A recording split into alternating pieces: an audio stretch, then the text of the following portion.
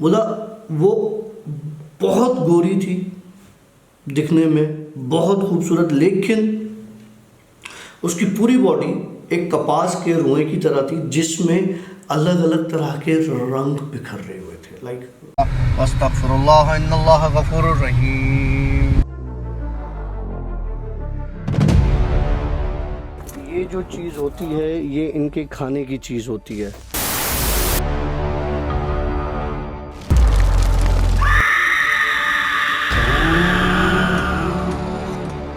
Alright friends, अस्सलामुअलैकुम, welcome to yet another the Bhoot show. The Bhoot show की एक और सनसनीखेज स्टोरी के साथ हमारे साथ मौजूद है डॉक्टर काशिफ। अस्सलामुअलैकुम डॉक्टर साहब। वालेकुम अस्सलाम। सब ठीक है? अल्हम्दुलिल्लाह। मैं हूँ आशिक और हमारे साथ मौजूद हैं the one and only story teller Hyderabad Pakistan के धमाकेदार स्टोरियों के साथ डॉक्टर काशिफ। डॉक्टर साहब, कोई प्लीज़ एडवेंचरस होना चाहिए। मैं थोड़ा सा एडवेंचर स्टोरीज को पसंद करता हूँ। सबसे पहले मुझे किसी ने पूछा था कि जिन्नात को मौत आती है। ओ यस, ये हमारे मेरे ख्याल से शायद 4-5 व्लॉग्स पहले का सवाल है। हाँ। तो मेरे भाई, हर वो चीज़ जो दुनिया में पैदा की गई है, जो दुनिया में लाई गई है, जो तख्लीक की गई है, जो सांस लेती है, इवन जो सांस नहीं भी लेती, जो बेजान चीज़ें हैं, उनका भी एक टाइम पीरियड होता है, उसके बाद वो ख़त्म हो जाती है। तो हर वो चीज़ जो तख्लीक की गई है उसे ख़त्म होना है। और हाँ, जिन्नात भी ख़त्म होते हैं, उनकी भी डेथ होती है, वो भी मरते हैं, उनकी जो है वो नफ्स को भी मौत का जायका चखना होता है। यहाँ तक कि ये जो आपके पौधे हैं या दरख्त हैं, ये भी जानदारों में शामिल होते हैं, तो इनको भी मौत आती है। अब मैं आपको मज़े की बात बताता हूँ। इज़राइल जो इंसान का दम निकालता है, उसके साथ 3 और फरिश्ते हैं। ओके। सिर्फ इज़राइल दम नहीं निकालता, उसके नीचे 3 और फरिश्ते हैं जिनकी ड्यूटी दम निकालने की है, इंसान की नहीं। इंसान की, अच्छा ठीक है, ओके। इज़राइल की ड्यूटी ये है कि वो सिर्फ और सिर्फ इंसान की रूह कब्ज़ करेगा, ओके। इंसान का दम निकालेगा, इंसान की सांस छीनेगा, सांस लेगा। बकाया जो 3 हैं उनमें एक ऐसा है जो सिर्फ जिन्नात को मारता है, सिर्फ जिन्नात को मारता है, जिन्नात की रूह वो कब्ज़ करता है, जिन्नात को मौत वो देता है। फिर एक दूसरा फरिश्ता है। ये सारी इन सब के नाम, इन सारी चीज़ें मैं आपको अपने बुक में एक बड़े अच्छे तरीके से बताऊंगा, वो ज़रूर पढ़िएगा। अच्छा, एक फरिश्ते की जो किस्म है वो मारती है जानवरों को, जैसे कीड़े मकोड़े, गाय बैल भैंस ऊँट गधा, जितने भी जानवर हैं, पानी के बाहर के परिंदे जितने भी हैं, वो एक फरिश्ता उनकी जान निकालता है। ठीक हो गया। अब आ जाओ तीसरा। टोटल 4 फरिश्ते हैं जो जान निकालते हैं। तीसरा फरिश्ता वो है जो पौधों की जान निकालता है, दरख्तों की, पौधों की, आपके ये जो छोटे छोटे बेलें होती हैं, क्यारियाँ होती हैं, ये इनकी जान वो चौथा फरिश्ता निकालता है। तो ये उस सवाल का जवाब था जो मुझसे किसी ने पूछा था कि ये काशिफ भाई बताइएगा कि क्या जिन्नात को मौत आती है? तो बिल्कुल आती है। अच्छा, एक सवाल पूछूं? आपने कहा कि एक फरिश्ता है जो जिन्नात की रूह कब्ज़ करता है, मतलब फिर जिन्नात की रूह से मुराद ये है कि जिस तरह हमारी रूह है इस तरह से नहीं। रूह मैंने इसलिए टर्म यूज़ किया कि लोगों को आसानी से समझ में आ जाए कि जैसे उनकी जान निकालता है, उनको मारता है। रूह सिर्फ इंसान के अंदर फूंकी जाती है, ओके। जिन्नात के अंदर रूह नहीं होती। ओके। अब आते हैं किस्से पे। किस्सा बड़ा मजे का है किसके लिए? ओके। कभी तुम थर की तरफ गए हो? तुमने व्लॉग बनाया। यस। एक मेरा थर का किस्सा है जो मैंने अपनी बुक में अभी रिसेंटली लिखा है, अभी स्टोरी मैंने ख़त्म किया। एक किसी और का किस्सा है जो मैं शेयर कर रहा हूँ। थर का ही बंदा है, इसलिए शेयर कर रहा हूँ कि इसका वो किस्सा मेरी स्टोरी से लिंक करता है काफ़ी। क्योंकि मेरी स्टोरी का जो एंड है वो इस स्टोरी के साथ बहुत मैच करता है, लेकिन वो जब आप पढ़ोगे, बुक लोगे, तो उसमें आपको अंदाज़ा हो जाएगा। तुमने देखा है थर के लोग माल न्यूट्रिशन के शिकार हैं, ग़िज़ाई किल्लत के, पानी का मसला, खाने पीने का मसला, ग़िज़ा का मसला, बच्चों की तालीम का, मतलब हज़ारों चीज़ें हैं उधर ऐसे। लेकिन सिर्फ ये मसले नहीं है। देखिए उनके पास अभी आरोज़ भी लगे हुए हैं, पानी भी अल्लाह का शुक्र है अब वो उनके पास, पहले जो हालात थे वो अब नहीं है। काफ़ी NGOs वहाँ पे काम कर रही है, लेकिन उसके बावजूद भी उनकी औरतें खून की कमी की बीमारियों की शिकार है। अच्छा, ओके, ठीक है।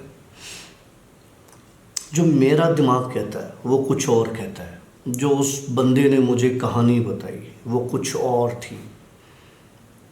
उस कहानी को सुनने के बाद जो मेरे साथ वो हादसा हुआ था, मुझे उस चीज़ पर थोड़ा सा शक था, लेकिन फिर मुझे यकीन हो गया कि नहीं, ये चीज़ वहाँ पर है। ओके। कहता है कि वो भी है थर का ही, लेकिन जिस तरह हमारे पास थर के बच्चे शहरों में पढ़ने के लिए आते हैं, बहुत जीनियस होते हैं, बहुत मेहनत वाले लोग होते हैं। यस।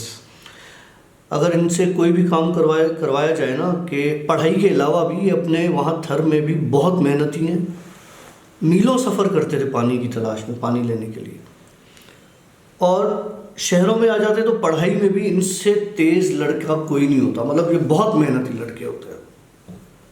तो कहता है कि काशिफ भाई, हम थर में शहर से कोई 20 किलोमीटर या 15 किलोमीटर, हाँ इतना किलोमीटर कोई अंदर हमारा एक गांव है, मिट्टी इनका बहुत बड़ा शहर है, उसके अंदर की तरफ कोई हमारा एक गांव है। हमारे गांव में टोटल 20 झुग्गियाँ थी। ओके। इनके घर नहीं होते, तिनकों की झुग्गियाँ होती हैं। कह लगा कि अक्सर रात को हमारे झुग्गियों के बाहर जब तेज़ हवा चलती थी तो पायलों की आवाज़ें सुनाई देती थी। अच्छा। अब होता ये है कि वहाँ पर लाइट तो है नहीं, तो वो लालटेन जो होती है वो जलाते थे, और तकरीबन मगरिब के बाद, इशा के बाद, तो मगरिब इशा का भी कोई कॉन्सेप्ट नहीं होता, मतलब वो उनको पता है कि जी अब ये मगरिब का टाइम हो गया या इशा का टाइम। सूरज पे चलते हैं, सूरज पे चलते हैं वो। तो कहने लगा कि मगरिब इशा के बाद हमारे घर से, किसी के घर से, किसी की झोपड़ी से कोई औरत नहीं निकलती थी, और अक्सर रोज़ रात को, रोज़ वहाँ पे जब रात को तेज़ हवा चलती थी, हवा तेज़, हवा गरम हवा चलती थी, तो वहाँ पर जो है पायलों की आवाज़। अब एक सेकंड के लिए मैंने ये सोचा, यार हवा चल रही है, रेत तोड़ रही है, तो हवा एक विसल ब्लो करती है अपने साथ, हो सकता है इसने वो सुनी हो, तो पायलों की आवाज़। लेकिन पायल की आवाज़ विसल की तरह की तो होती नहीं है। या दूसरा सीन ये भी हो सकता है कि जानवरों को वो घंटियाँ बांध दे, तो उसकी भी वो हो सकती है। तो कहना काशिफ भाई, ये आवाज़ तकरीबन रोज़ आती थी, और हमारे जो गांव के लोग थे, हम मगरिब इशा के बाद अपने दरवाज़ों को अंदर से कुंडियाँ लगा देते थे कि भाई बाहर कोई होता है। और ये इतनी क्यूरियोसिटी बढ़ गई थी कि अब मुझे वो दिल में होने लगा कि मैं देखूं कि आखिर ऐसी क्या चीज़ है जिसकी वजह से हम मगरिब इशा के बाद घर से निकलते नहीं हैं। कितनी भी इमरजेंसी हो जाए हम घर से नहीं निकलते। क्या एक रात सब सोए हुए थे, मुझे आवाज़ आई पायल की। मैंने खामोशी से उठ के पहले थोड़ी खिड़की खोली, बनी होती है झोपड़ियाँ में छोटी, नहीं खिड़कियाँ, लकड़ी की खिड़कियाँ बनी हुई होती है रोज़। बोला मैंने थोड़ी सी खिड़की खोल के देखी तो मुझे लगा कि हमारी ही गांव की कोई औरत है, मकामी औरत, और वो हमारे घर, हमारी झोपड़ी के सामने से गुजरते जा रही है। तो मैंने समझा कि ये यहीं की है, तो मेरा डर ख़त्म हो गया। मैंने कहा यार ये पागल है या कोई मसला है जिसने पूरे गांव को डराया हुआ है, मैं आज इस गांव का जो है ना वो डर ख़त्म कर दूंगा। कहने लगा मैंने क्या किया, मैंने कुंडी खोली, बाहर निकल गया। बोला मेरा बाहर निकलना था, उस औरत ने अपने आप को पलटा, मतलब पहले वो सीधा जा रही थी और फिर उसने अपना रुख इसकी तरफ कर दिया, चेहरा इसकी तरफ कर दिया। कहला काशी भाई मैं उस वक्त मेरी उम्र होगी कोई 14 साल, 13-14 साल। काशी भाई मैं उधर ही सख्ते में मुझ पर सख्ता तारी हो गया, मैं उधर ही खड़ा हो गया। कहला उसने जब मेरी तरफ पलटा अपने आप को, तो पूरा उसका वजूद लाइक जैसे हम कपास होती है ना, कपास में अगर आप कोई रंग का छींटा डाल दो, किसी कलर का छींटा, या आप उसमें इंक सपोज डाल दो, तो कपास में फैलती है। लाइक उसके एक एक तंद में, एक एक रुएं में वो फैलेगी। बोला वो बहुत गोरी थी दिखने में, बहुत खूबसूरत, लेकिन उसकी पूरी बॉडी एक कपास के रुएं की तरह थी जिसमें अलग अलग तरह के रंग बिखर रहे हुए थे। लाइक रंग फैले हुए थे जैसे हमारी वेन्स हैं, हमारी आर्टरीज हैं फैली हुई। वो मुझे बड़ी हैरत हुई कि पहले मुझे लगा, क्योंकि अंधेरा था और इतना दूर थी, लेकिन उसके बावजूद भी मुझे इतना नज़र आया, मुझे ये लगा कि हमारी औरतें वो जो कपड़े, इनके ट्रेडिशनल कपड़े जो हैं वो पहनती हैं थर के, तो वो भी इसी तरह के होते हैं, उस पे शीशे लगे हुए होते हैं और बाजू के कड़े सफ़ेद पूरे और गर्दन में और इस तरह से बड़ी सी टंगी होती है। तो कहने लगा कि मुझे लगा कि अंधेरा है और मुझे डाउट हो रहा है, तो मुझे ये गांव की औरत उस वक्त भी, फिर पहले मुझ पे सकता तारी हुआ और उसके बाद फिर मेरे दिमाग ने बोला नहीं ये तो गाँव की औरत ही है यार। तो मैंने उसको आवाज़ लगाई, अद्दी, हम सिंधी में हम अद्दी कहते हैं बहन को। तो मैंने उसको आवाज़ लगाई, अद्दी केर आयो, मतलब कौन है। तो उसकी कोई आगे से आवाज़ नहीं आई। उसने फिर उसको बोला कि आप कौन हो। बोला मेरा ये सवाल करना ही था। एक धुआं उठा और वो वहाँ से गायब हो गया। बोला अब मेरी हालत हो गई ख़राब कि यार ये तो सही घर पे कुंडी लगाते थे और ये करते थे वो करते थे। बहरहाल बोला मैं घर की तरफ भागा, मैंने कुंडी लगाई और मैं कपकपी में, पसीने में, और मेरी हालत बहुत ख़राब। बोले वो सारी रात में नहीं सोया। सुबह उठा, जब मेरी आँख खुली तो मैं अपने झोपड़ी के बाहर रेत पे सो रहा था। अब कहने लगा काशी भाई रात को मुझे याद है, अगर चलो मैं ये कहता कि मैं बेहोश होकर गिर गया और वहीं पे पड़ा रहा, बोला मुझे याद है कि मैं गया हूँ झोपड़ी में अपने, अंदर से कुंडी लगाई है और मैं सो गया हूँ, तो मैं सुबह रेत पर कैसे पड़ा हुआ था। हो सकता है स्लीप वॉक, नींद में उठा हो, कुंडी खोली हो, चला गया होगा। बोला लेकिन झोपड़ी में अंदर से कुंडी लगी हुई थी जब मैंने जाके खटखटाया तो। अच्छा, मतलब उसके माँ बाप अंदर सो रहे थे बेसुध, मतलब माँ बाप घर में थे? घर में थे।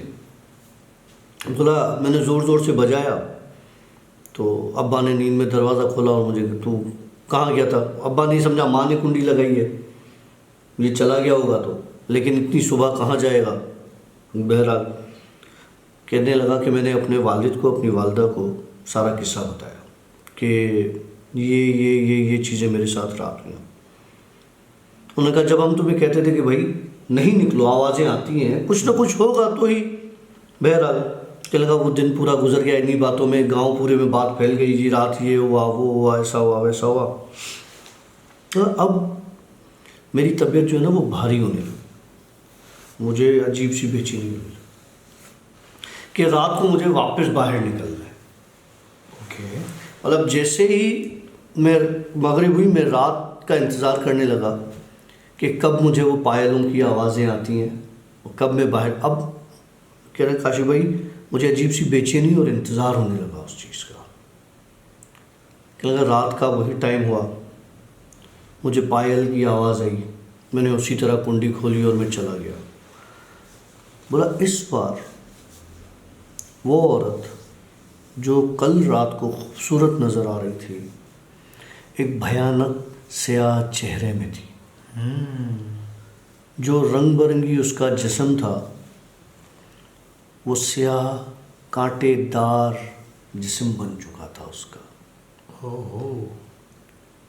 वो मेरे पास आई, मुझे कहने लगी कि मैं अब जब भी आऊँगी तुम्हें मेरे पास आना पड़ेगा। ये परेशान हो गया और ये वहीं पर गिर गया। अच्छा, जब गिरा तो इसको आके उठाया सुबह में इसके बाप ने कि ये बाहर गिरा हुआ है, कि इसको कोई ये बीमार हो गया या कुछ इस तरह से। लेकिन वो जो रात वाली बात थी ना, वो इसके बाप के दिमाग में चल रही थी, बैठ गई थी। अब उन्होंने कहा कि हम जाते हैं मिट्टी, जाके किसी को दिखाते हैं, ऐसा ना हो कि मामला कोई ख़राब हो जाए। ठीक हो गया। तो लड़का उठा, उससे पहले पूछा, उसने बोला मैं जो हूँ वो रात को निकला था। अब रात का लड़के को कुछ याद नहीं था, उसने किसको देखा, कौन आया। बोला मैं रात को बाबा बाहर निकला था और मुझे चक्कर आया और मैं गिर गया और मैं सो गया इधर ही, मुझे आपने उठाया। तो बाप ने बोला चलो ये तो नॉर्मल चीज़ है, ठीक है, ले गए इसको भाई घर पे। अब जनाब तीसरी रात आई, इसने ये डिसाइड कर लिया कि मुझे बाहर नहीं जाना। ठीक हो। अब आवाज़ आई फिर पायल की, ये बाहर जाए ना, मैं जाऊंगा ही नहीं।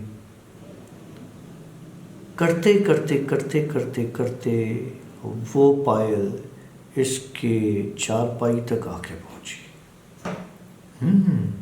मतलब घर के अंदर, घर के झोपड़ी के अंदर। अब चारपाई पर जब वो आई तो वो पायल एक भयानक आवाज़ में बदल चुकी थी। जिस तरह हमारे पास स्कूल के डोर बेल होते, वो अपना पीरियड स्कूल बेल होते थे ना, जो पीरियड ओवर के बाद बजाए जाते थे, टम। बोला अब वो पायल जो इतना सुरीला आवाज़ दे रही थी, अब वो स्कूल बेल की चुभने वाली आवाज़ वो मेरे कानों में, मेरी चारपाई के पास। बोला अब वो आवाज़ इतनी ज़ोर की थी और मुझे लगा कि ये सिर्फ मुझे सुनाई दे रही है, लेकिन नहीं,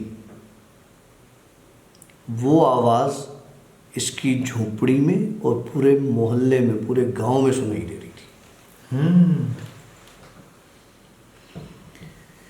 ये उठ के बैठे, सब निकले बाहर, क्या है क्या है क्या है। इसको पता था कि ये आवाज़ कहाँ से आ रही है, गलती तो ये कर चुका था, भुगतना तो था इसने। इसने अपने अब्बा को बताया कि ये मामला है। रात का वक्त है, ज़्यादा टाइम नहीं हुआ, ये उसी रात का किस्सा चल रहा है जो तीसरी रात है। कहने लगा हमारे गांव में 3 औरतों का इंतकाल एक साथ हो गया, अलग अलग झोपड़ी हो गई।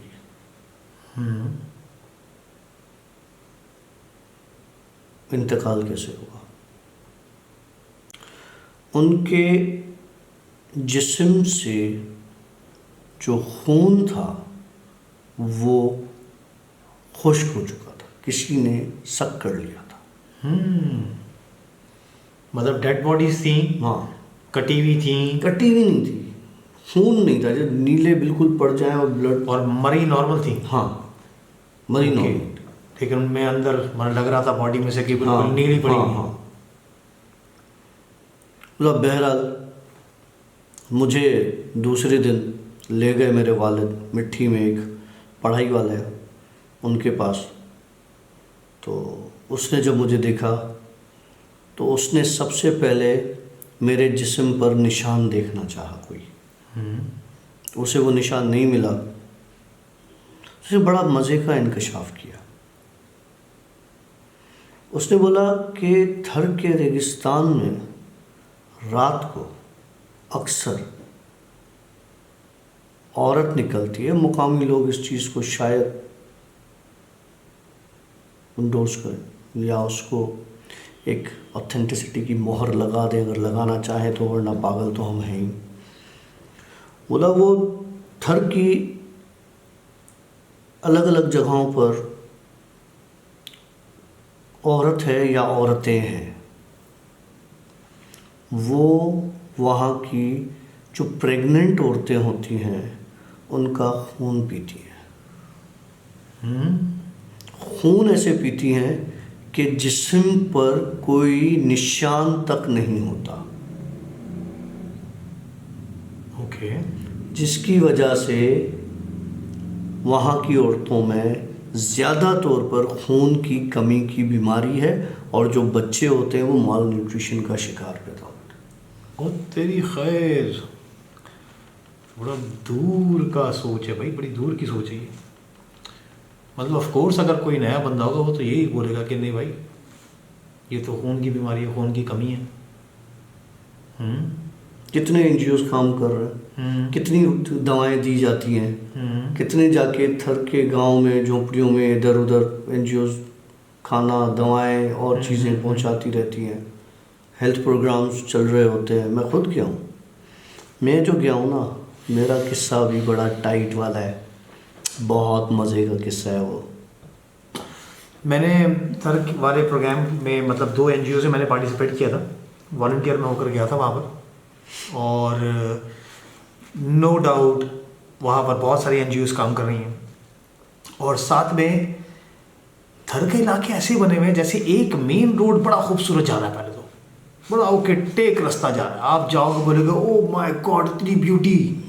लेकिन एक जगह ऐसी आती है जहाँ पे रास्ता ख़त्म है और फिर वो उस ही खूबसूरत रास्ते पर से ही अगर आप यूँ झांकते हुए जाएंगे तो आपको दिखने में आएगा दूर दूर ऊँट नज़र आ रहे होंगे। गाड़ियों के वो जो केकड़ा गाड़ियाँ होती हैं 4 व्हील ड्राइव्स, वो जाती हैं उन कच्चों की तरफ उतरती है। मतलब नॉर्मल गाड़ी आपको उस कच्चे में नहीं उतरेगी। तो वो एनजीओज़ वाले उस केकड़ा जीपों में चढ़कर फिर 25-25, 30-30, 50-50 किलोमीटर तक गाड़ियाँ जाती हैं। उसमें मैंने एक ब्लॉग बनाया था, वो आप आशिकी ब्लॉग्स पे आपको नज़र आ जाएगा वो।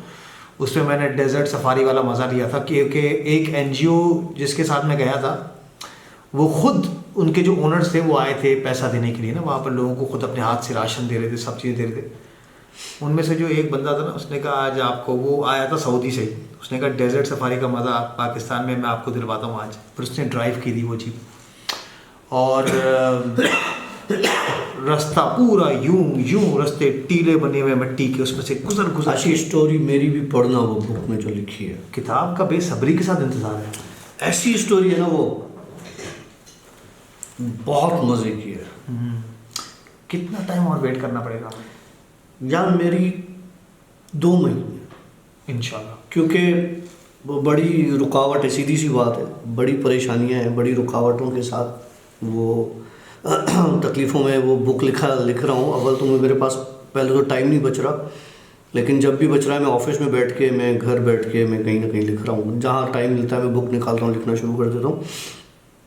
और उसकी ख़ास बात यह है कि उसमें मेरी स्टोरीज़ तो हैं और लोगों की भी हैं, लेकिन बेसिकली जो उस बुक का जो लिखने का जो मकसद है वो ये है कि ये जो जितनी भी चीज़ें हैं, जिन्नात हैं और चीज़ें, आपको मैं एक अपने आप को उस जगह रख के सस्पेंस नहीं बोल, ऐसे मज़ा नहीं आएगा मुझे। कभी कभार काशिफ, हम अकेले में बैठते हैं तो मुझे काशिफ कुछ लुकमात बताता है स्टोरीज़ के, फिर मैं कहता हूँ नहीं काशिफ यहाँ नहीं बता। मज़ा तब आएगा जब हम डायरेक्ट, मैं एक एज अ व्यूअर होके सुनूंगा, फिर मज़ा आएगा। कहानी में चाम तब आता है जब आपको पता कुछ नहीं हो क्या होने जा रहा है। वेल आई होप कि आप लोगों ने हमारे आज की इस स्टोरी को बहुत इन्जॉय किया होगा और मैं उम्मीद करता हूँ कि जब आपके माँ बाप, आपके बड़े इस स्टोरी के बाद आप लोग भी शायद इससे मैसेज लेंगे। जब आप वो कुछ बोलते हैं तो उस पर थोड़ी सी नज़रसानी कर लिया करें यार, बड़े हैं कुछ कह रहे हैं तो मतलब इसके पीछे कुछ गहरी बात ज़रूर होगी। और इसी के साथ ही हम आपसे लेंगे इजाज़त यहाँ पर, और इंशाल्लाह ताला कल मिलेंगे आपसे एक नई सनसनीखेज स्टोरी के साथ। तब तक दुआ कीजिएगा कि डॉक्टर काशिफ की किताब जल्दी से मुकम्मल हो जाए और वो स्टोरी का भी हम एक ऑडियो स्टोरी आप लोगों के साथ ज़रूर शेयर करेंगे। जो लोग पढ़ नहीं सकते हैं, जैसे मैं पढ़ने से एलर्जिक हूँ तो मैं नहीं पढ़ता। नहीं, उसका एक और तरीका करेंगे। उसका ये तरीका करेंगे कि अगर कभी खुदा न खास्ता में नहीं आता तो आशी के पास बुक होगी, वो आशी उसमें से आपको एक स्टोरी पढ़ के सुनाएगा। ठीक है, वैसे बहुत अच्छा रीडर है, फिर भी मुझे पढ़ना पड़ेगा। ये बहुत अच्छा रीडर है। हाँ भाई, स्कूल चला रहे हैं ऐसे तो होगा ना यार। वेल, हमारी तरफ से सिया बाय, अल्लाह हाफिज़। अस्तगफिरुल्लाह इन्नल्लाह गफूरुर रहीम। ये जो चीज़ होती है ये इनके खाने की चीज़ होती है।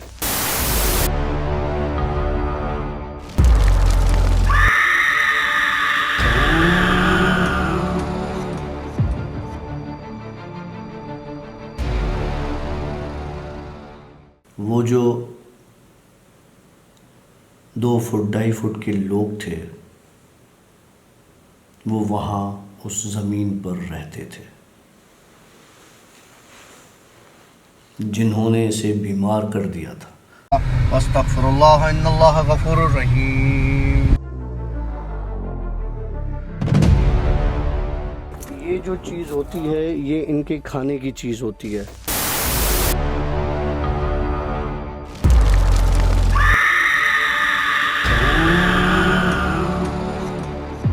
ज़िंदगी जब किसी की अपने हिसाब से चलने लगे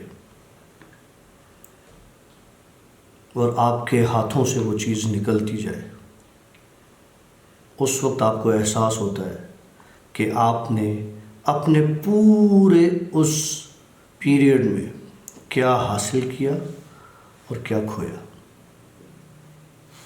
बिल्कुल ठीक।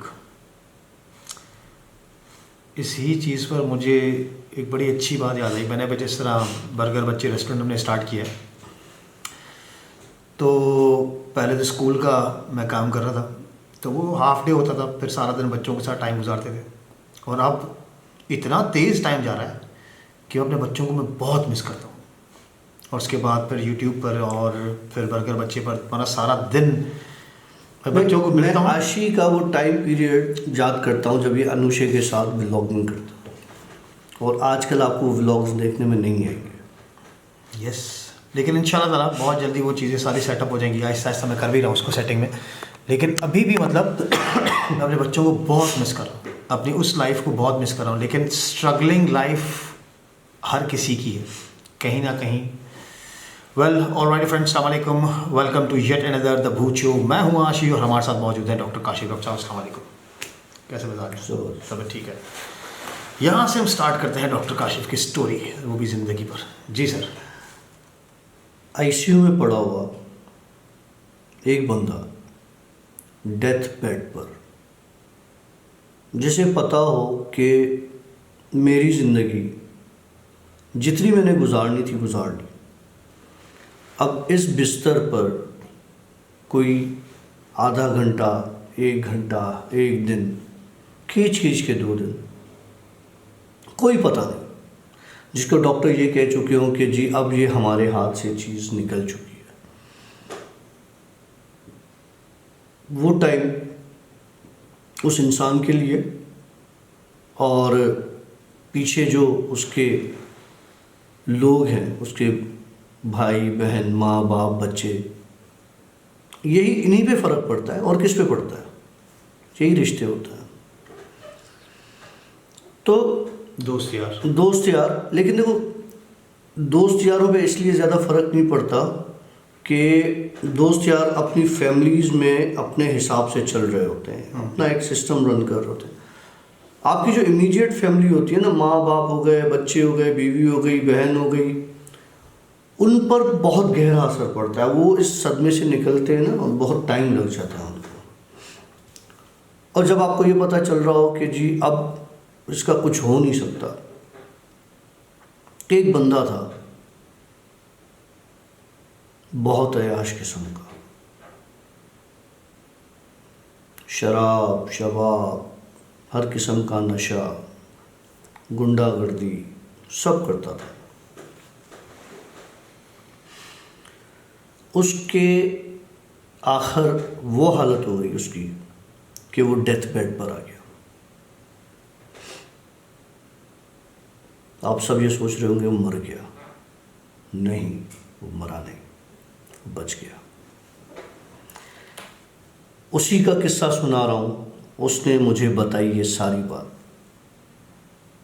कहने लगा डॉक्टर काशिफ, मैं, उसकी एज मुझसे कुछ बड़ी होगी, कहने लगा मैंने ज़िंदगी की हर अच्छी हर बुरी आदत, हर अच्छी हर बुरी आदत से अपना वक्त गुजारा। ज़्यादा तौर पर मुझ पर जो असर रहा वो बुराइयों का ज़्यादा रहा, गलत काम करता रहा। अभी उसकी इतनी दाढ़ी है और वो बहुत नमाजी परहेजगार है। कहने लगा आपको पता है मेरे अंदर चेंज कैसे आया? एक दिन मैं बैठा हुआ था अपने दोस्तों के साथ, वो पी रहा था। अचानक मुझे खून की उल्टी आई। मुझे उस वक्त ये हुआ कि गले में खराश होगी, कुछ और मसला होगा। बहरहाल मैंने उसको इग्नोर किया और मैं अपनी रूटीन में लग गया। एक दिन ऐसा आया कि मेरी बहुत ज़्यादा तबीयत ख़राब हो गई। मुझे हॉस्पिटल ले जाया गया। वहाँ पे मेरे ब्लड टेस्ट हुए, सब कुछ हुआ। मुझे पता ये चला कि मुझे ब्लड कैंसर है। ब्लड कैंसर वाला इंसान बचता नहीं है। तो मुझे ये पता चला कि मुझे ब्लड कैंसर। कहाँ कहाँ नहीं दिखाया, पैसे वाले लोग थे। यहाँ भागे, वहाँ भागे, पाकिस्तान की बड़ी से बड़े डॉक्टर्स, बड़ी से बड़ी हॉस्पिटल्स, फिर दुबई गए। बोला, सब ने मुझे यही बोला कि जी अब कुछ नहीं हो सकता, आप इसको ले जाओ। बोला बहरहाल हम कराची आ गए। एक रात मेरी तबीयत बहुत ज़्यादा ख़राब हो गई और मुझे हॉस्पिटल ले जाया गया। आईसीयू में मैं था। आईसीयू में होता ये कि हम कर्टन्स भी लगा देते हैं पेशेंट पर जब रात हो जाती है या कुछ इस तरह से, या जो सो जाता है या जिसकी हमने क्लीनिंग करनी होती है ना, डॉक्टर्स ने या पैरामेडिकल ने बेसिकली, तो वो कर्टन्स लगा देते हैं। कहने लगा कि 3-4 लोग ऐसे आए मेरे पास आईसीयू में उस रात, जब डॉक्टर ने कह दिया था कि ये आधे घंटे 1 घंटे का मेहमान है। बोला 3-4 लोग ऐसे आए जिनको मुझे लगा कि मैंने पहले देखा हुआ है। ओके। सबसे पहले एक बच्चा आया मेरे पास। बोला विजिटिंग टाइम तो ख़त्म हो चुका था।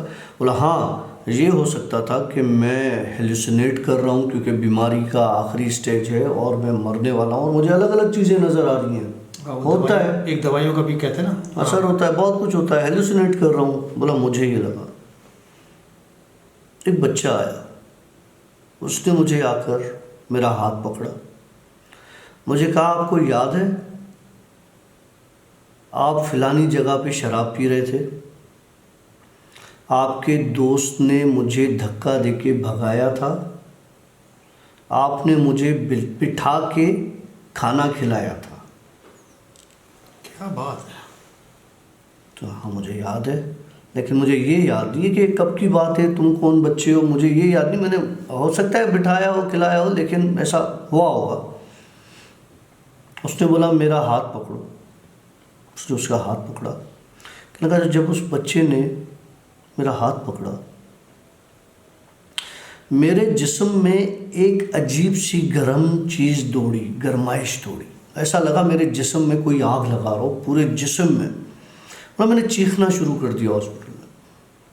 जब चीखना शुरू कर दिया तो स्टाफ आ गए, उन्होंने आके मुझे पकड़ा, और जब उन्होंने मुझे पकड़ा तो मुझे तो कोई और नज़र ही नहीं आया। बच्चा जा चुका था, मतलब वो स्टाफ को तो नज़र नहीं आया। उन्होंने मुझे, फिर हम क्या करते थे कि कोई इस तरह का, ये बातें बताने की नहीं होती, मैं बता रहा हूँ, ये बातें बताने की नहीं होती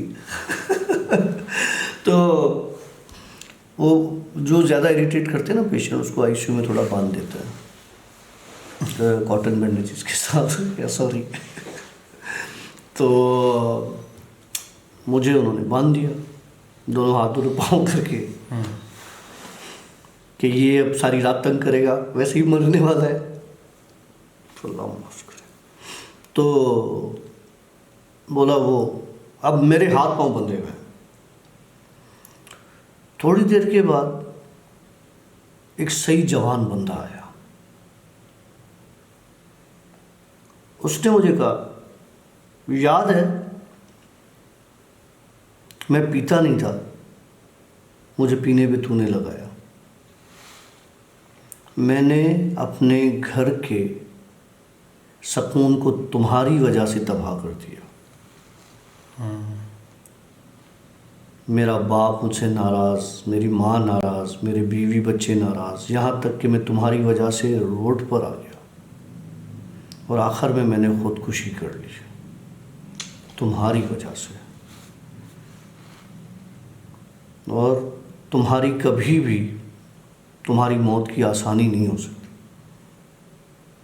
अब वो बंदा जो आया था, या तो ये हेलुसिनेट कर रहा था, या तो उस बंदे का हमजाद था, वाकई में कोई ऐसा बंदा था।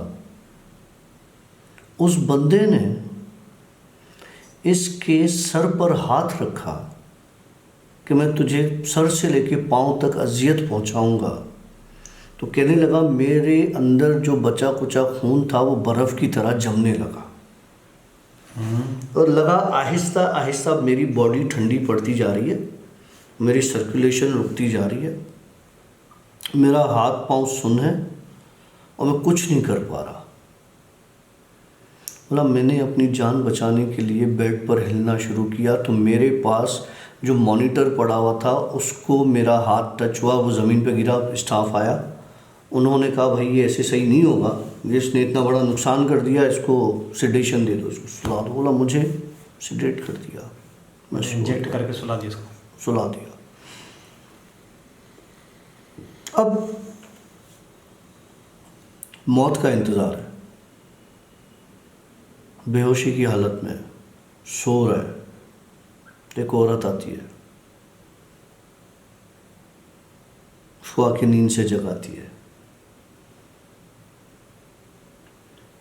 अब देखो मौत, मैंने बोला ना जिंदगी और मौत यूं यूं यूं यूं हम वक्त गुजर जाता है हमारा। औरत आके इसको उठाती है कि उठ, सो क्या रहा है, अभी कहाँ जाएगा तू, अभी कहाँ जाएगा तू, अभी तुम्हारे पास बहुत कुछ करने को है।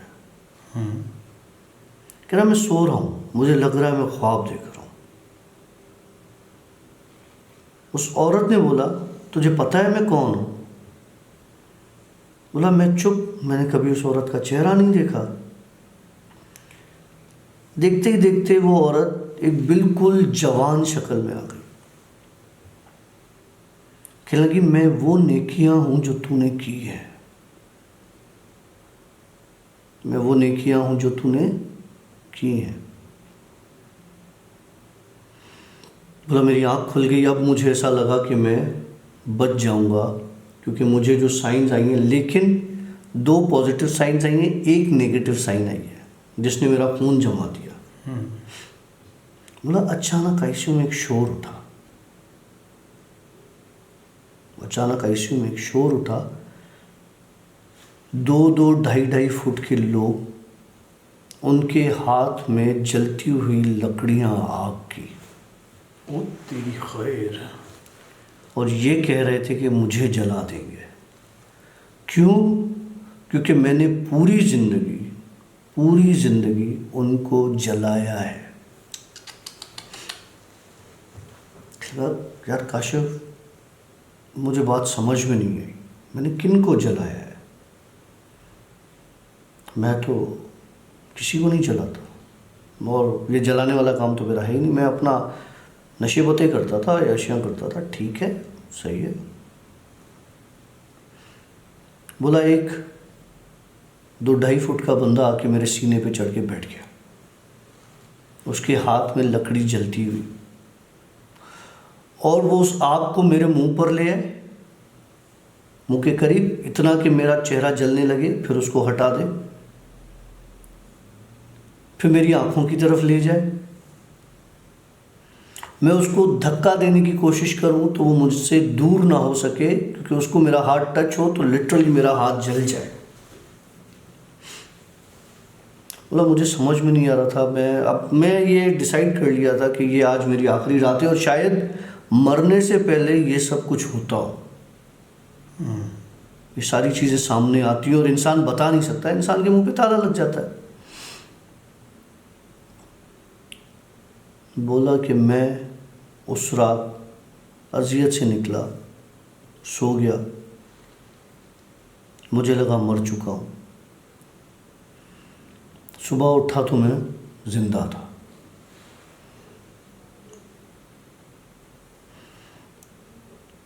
मेरे ब्लड टेस्ट रूटीन के जो होते हैं तो ड्रामेटिकली चेंज थे। ओके। वो मेडिसिन्स जिन्होंने कभी असर नहीं किया, असर कर रही थी। ब्लड कैंसर के तकरीबन निशानात तकरीबन मिट चुके थे कि शायद गलत डायग्नोज हुआ तो एक जगह पर हुआ होगा, 2 जगह पर हुआ होगा, 3 जगह पर होगा, 4 पर हुआ होगा, पूरे पाकिस्तान में हो गया, दुबई में हो गया। गलत डायग्नोज कैसे हो सकता है? लेकिन ब्लड कैंसर नहीं था उसको, जो उसके बाद में लैब टेस्ट हुआ। ब्लड की एक डिजीज़ ज़रूर थी उसको, जो कि ब्लड कैंसर नहीं था। भैया घर आ गया, सोचने लगा कि बच्चा आया, फिर एक बंदा आया, फिर एक औरत आई, मुझे जलाने के लिए इतने सारे लोग आए, लेकिन जिनके सारे कद 2 से 2.5 फुट के थे, वो कौन थे, कहाँ से आए थे? सोचने लगा। इसका दिल किया कि मैं शराब पी लेता हूँ। इसके दिमाग में एक जगह ही जहाँ बैठ के ये अक्सर पिया करता है, ये उस जगह पर गया शराब पीने। इसकी एक आदत हुआ करती थी, ये जिस जगह पर बैठते थे कच्ची मिट्टी होती थी, पहले वहाँ पे पानी डालते थे ताकि उड़े ना, फिर उससे दूर थोड़ा चादर बिछाते थे, वहाँ बैठ के ये रात को शराब पीते थे। वो जो 2 फुट 2.5 फुट के लोग थे, वो वहाँ उस ज़मीन पर रहते थे। जिन्होंने इसे बीमार कर दिया था,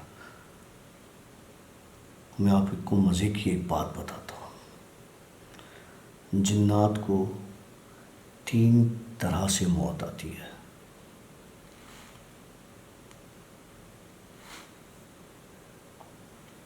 ओके। 3 चीज़ों से मौत आती है, 3 तरह से मौत आती है। एक वो किस्म जिसको मट्टी से मौत आती है, एक वो किस्म जिसे पानी से मौत आती है, एक वो किस्म जिसे बारिश से मौत आती है। मट्टी, पानी और बारिश। हाँ। बारिश, पानी नहीं, बारिश जो बरसे, पानी तो एक ठहरा हुआ पानी है कहीं से। ठीक है।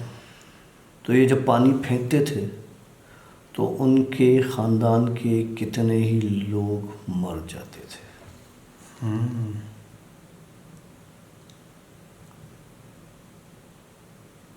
उसके बाद जब इसके दिमाग में बात आई, इसने वहाँ से बोरिया बिस्तरा बांधा, लोगों को किया मना, और उसके बाद इसने ये सारे काम छोड़ दिए। मतलब ये जो उसको बीमारी लगी थी, ये उनकी वजह से। वो जिन्नात की वजह से लगी थी। मतलब हमारी बीमारियों में कहीं ना कहीं जिन्नात का असर होता है। बिल्कुल होता है। मतलब 100% नहीं। देखो कुछ तो ऐसे केसेस होते हैं जिसमें 100% होता है। तो मतलब ऐसा नहीं कि हर बीमारी जिन्नात का असर नहीं, हर बीमारी में कहाँ कह रहा हूँ, मैं कह रहा हूँ कुछ ऐसे होते हैं जिनमें 100% होता है। अल्लाह हर किसी को अपने हिफ्ज़ ज़बान में रखे।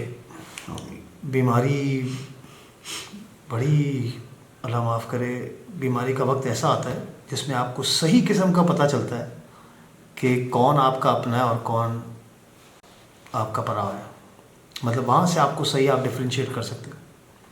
हम अक्सर अपने मसरूफियात में इतने बिज़ी होते हैं, हम अपने माँ बाप को नहीं देखते, अपने बच्चों को नहीं देखते। अभी मैं 2 दिन पहले मुझे बड़े ख़तरनाक किस्म की डायरिया हुआ, वोमिटिंग हुई और फिर सर्दी, कपकपाहट। तो मेरी बीवी, मैंने उसके लिए दुआ भी की। मैंने कहा यार कितनी अजीम औरत है वो बेचारी। उस वक्त भी इसने देखा ये 2 बार वॉशरूम में गया, 3 बार वॉशरूम में गया, इसकी तबीयत शायद ख़राब है, पूरा कंफर्टर ऊपर डाल के बैठा हुआ है। आई बेचारी, गर्म पानी करके दिया मुझे, बोला ये गर्म पानी, ये दवाइयाँ, ये वो करके पियो और ये करो वो करो। खैर दवाइयाँ देना, फिर सिरप देना, बहुत सारी चीज़ें। तो ये बहुत बड़ी बात होती है। कल अम्मी की तबीयत ख़राब थी रात को। तो ज़्यादा खराब होती हाँ, वो खांसी ज़ुकाम उनको फील हुआ जैसे मौसम चेंज हुआ। निकलते तो कहीं पर भी नहीं, बाहर से कोई आदमी आते नहीं। आते ही नहीं है बंद है। तो मैं अम्मी के साथ खड़ा हुआ था। अल्लाह माफ़ करे, हम कुछ भी नहीं है, गुनहगार आदमी, लेकिन माँ बाप की खिदमत करना बहुत बड़ा। जिनके हैं सुन लो मेरे भाई, मौका नहीं आएगा फिर। मैं कल अम्मी के साथ बैठा हुआ था तो अम्मी को वोमिट की तरफ फील हुआ ना, तो मैंने एकदम से हाथ अम्मी के मुंह की तरफ किया ना, तो अम्मी ने कहा नहीं मैं वोमिट बाहर करूँगी, आप हाथ हटाओ। मैंने कहा नहीं, कर दो, कोई मसला नहीं बेटा, वहाँ पर कर दो। बचपन में हमने भी इसी तरह का आपके हाथों में उल्टियाँ की हैं। तो बस खैर वो अलग एक फ़ील है। वो कहते हैं ना, जब बच्चा कामयाब हो जाए और कमाना शुरू कर दे और जब बाप को देना शुरू कर दे, जब बाप की खिदमत करना शुरू करे, तो कभी भी बाप को ऐसे करके ना दे। ऐसे हमेशा बाप को ऐसे करके दे। जब आप ऐसे करके दोगे ना तो बाप का हाथ ऐसे होगा, बाप का हाथ ऐसे होगा, तो बाप को ये फील होगा कि यार मैंने कभी अपने बच्चे को इस तरह से नहीं दिया, मैंने हमेशा अपने बच्चे को ऐसे करके दिया, आज मेरा बच्चा मुझे ऐसे करके दे रहा है। तो नहीं, जब भी जितना भी दो, ऐसे दो कि आप उसका कर्ज उतार रहे हो जो कि उतार ही नहीं सकते, और आपके बाप को लगे कि वो आपके पास रख रहा है पैसे, दे नहीं रहा। दुनिया में माँ बाप के रिश्ते के अलावा शायद मैं समझता हूँ ऐसा रिश्ता और कोई नहीं होगा जो आपके अपने हैं, उनका ख्याल रखें। वेल, यहाँ पे हम अपनी स्टोरी को एंड करते हैं क्योंकि हमें एक और स्टोरी रिकॉर्ड करनी है। मिलेंगे एक नए ब्लॉग के साथ, एक नए पॉडकास्ट के साथ। तब तक लिए सिया बवाइल हाफिज़। जुक जुक। मैंने कहा पहले मुझे बताओ सज़ा क्या होगी। उसने बोला मैं इसके जिस्म में कील ठोकूंगा। ओ तेरी खैर। अस्तगफिरुल्लाह इन्नल्लाह गफूरुर रहीम। ये जो चीज़ होती है ये इनके खाने की चीज़ होती है।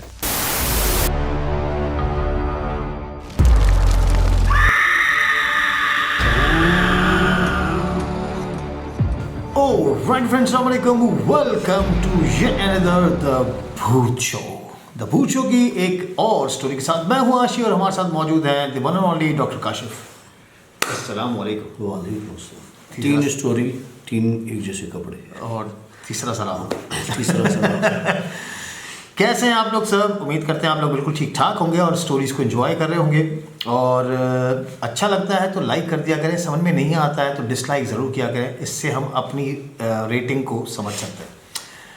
वेल डॉक्टर साहब, क्या सुनाने जा रहे हैं आज? किस्से बहुत है,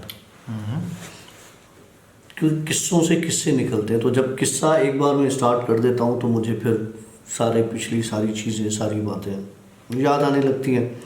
लेकिन फिर मैं बहुत अवॉइड करता हूँ कि मैं अपना कोई किस्सा बहुत कम शेयर करूं, और लोगों को जो है ना वो दूसरों के किस्से ज़्यादा अच्छे, मेरे भी अच्छे लगते हैं, मैं ये नहीं कह रहा, लेकिन दूसरों के किस्से जो होते हैं ना वो मुझे भी बड़ा मज़ा दे रहे होते हैं, मैं उनको भी बड़े मज़े से सुनता हूँ, और फिर उनको बयान जब करता हूँ, जब उनको बताता हूँ, तो वो मुझे भी मज़ा दे रहे होते हैं। मुझे लगता है कि मैं उस जगह मौजूद हूँ। एक भाई है हमारे, उन्होंने कुछ अर्सा पहले अपना एक बिज़नेस स्टार्ट किया। आशी नहीं है भाई, आशी के लिए नहीं समझना। बिज़नेस था उसका, वो जो हम तो मोची कहते हैं, वो जो जूते वूते बनाते हैं ना, जो जूतों का काम करते हैं, जूतों ठीक का है। काम, तो जूते बनाते हैं।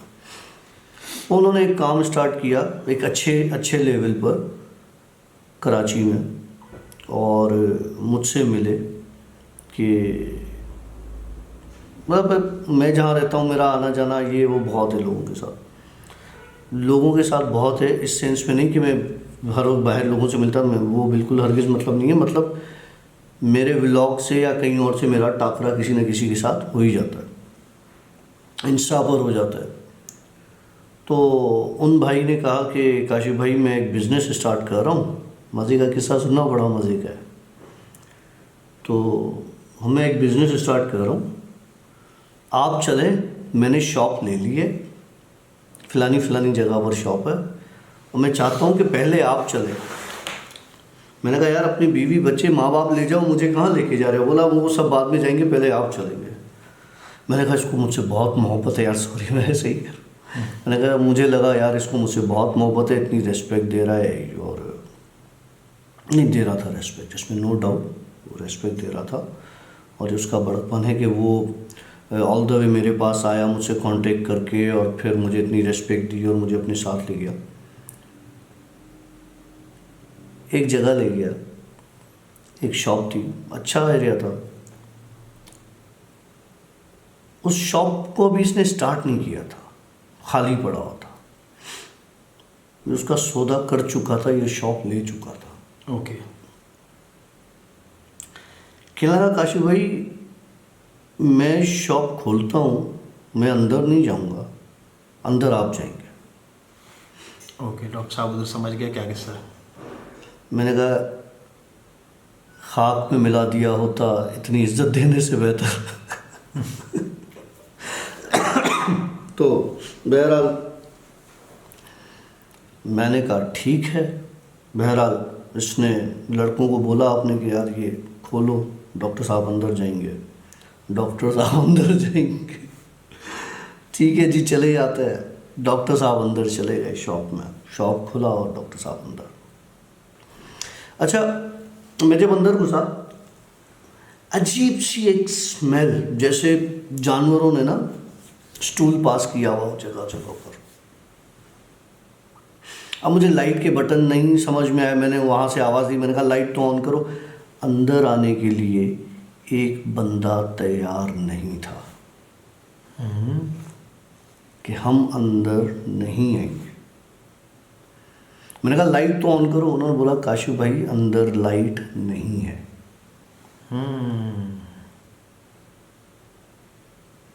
ये उसका कहना था। मैंने कहा यहाँ पर तो पक्का पक्का कोई सीन। अभी मैं ये सोच रहा था, जस्ट उसी वक्त मुझे ऐसा लगा स्पीड में कोई 6-7 साए मेरे सामने से काले से गुजर गए, और उनमें से इतनी शदीद बदबू आ रही थी कि मुझे उल्टी ऐसा होना शुरू हो गया। लेकिन यहाँ मामला था डॉक्टर साहब की इज्जत का।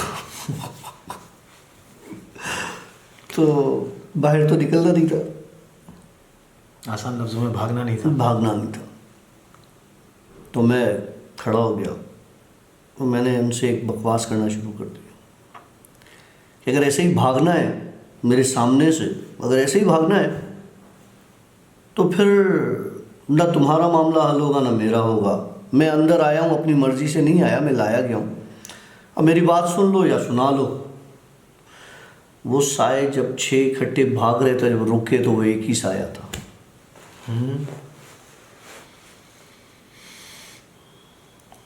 उसने मुझसे कोई बात नहीं की सिवाय इसके कि चले जाओ। मैंने ज़िद नहीं की, क्योंकि जब आपको इस तरह की वार्निंग मिल जाए, पहले तो मैं पता है मैं क्या करता था। जब मुझे कोई कहता था ना चले जाओ, ये कर लो, वो कर लो, मैं रुक जाता था। मैं कह रहा भाई तेरी ऐसी की तैसी, चल जो बिगाड़ना है बिगाड़ दे। अब मैं ऐसे नहीं करता। अब मैं कहता हूँ तुम सबकी ऐसी की तैसी, तुम्हारा बाप भी कुछ नहीं बिगाड़ सकता। लेकिन उस वक्त जो उसकी टोन थी ना, चले जाओ वाली, मैंने कहा बेटा जाने तो चलो, भागो। भाग।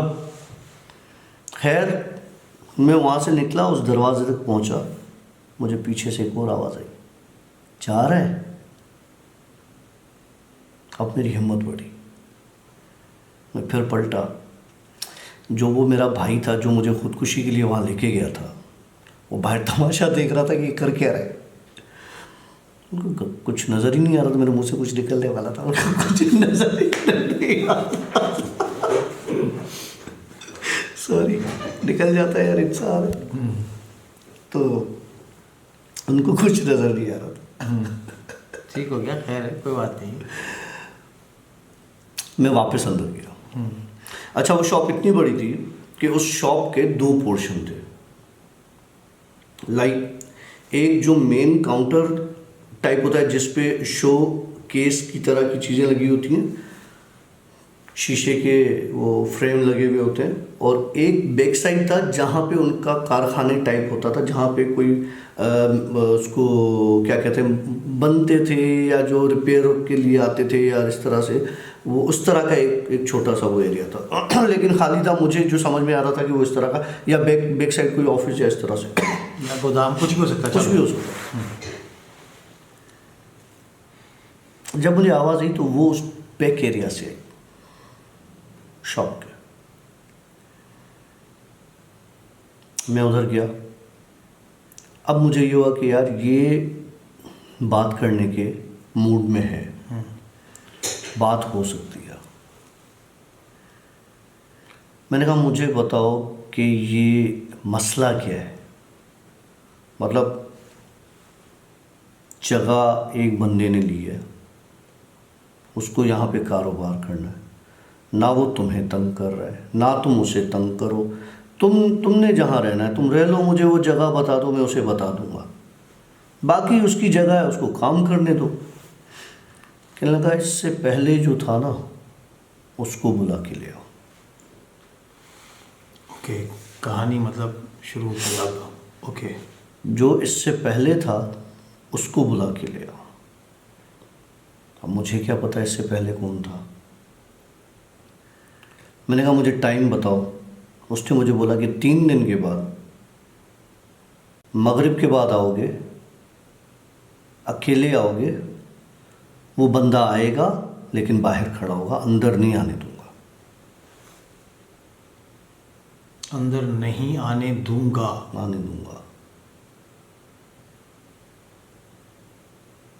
3 दिन के बाद था जुमेरात। ठीक हो गया, तेरे कांड वाला दिन।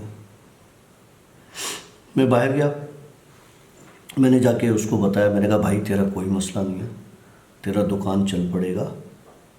मुझे ये बता तूने तुझसे पहले यहाँ कौन बैठता था, ये जगह किसकी है।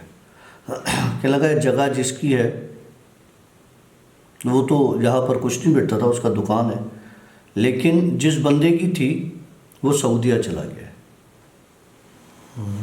मैंने कहा फिर बेटा फिर तू अपने दुकान खुलने से पहले ताला लगा दे, क्योंकि मैं उसे ज़बान करके आया हूँ कि मैं 3 दिन बाद आऊँगा उस बंदे को लेके। तो कहने लगा अब ये कैसे होगा। मुझे नहीं पता कैसे होगा भाई, जो बात हुई है मैं तुम्हें वो बता रहा हूँ, और ये भी गारंटी नहीं कि मैं 3 दिन के बाद मैं आऊँगा या नहीं आऊँगा। मुझे अब बहरहाल वो अब एक अंदर भी ज़बान दे चुका था और उस बंदे के साथ भी मेरी बात हो चुकी थी। मैं चला गया खामोशी से। मैंने कहा यार बंदा हाथ करो और मुझे बता देना, फिर चलेंगे।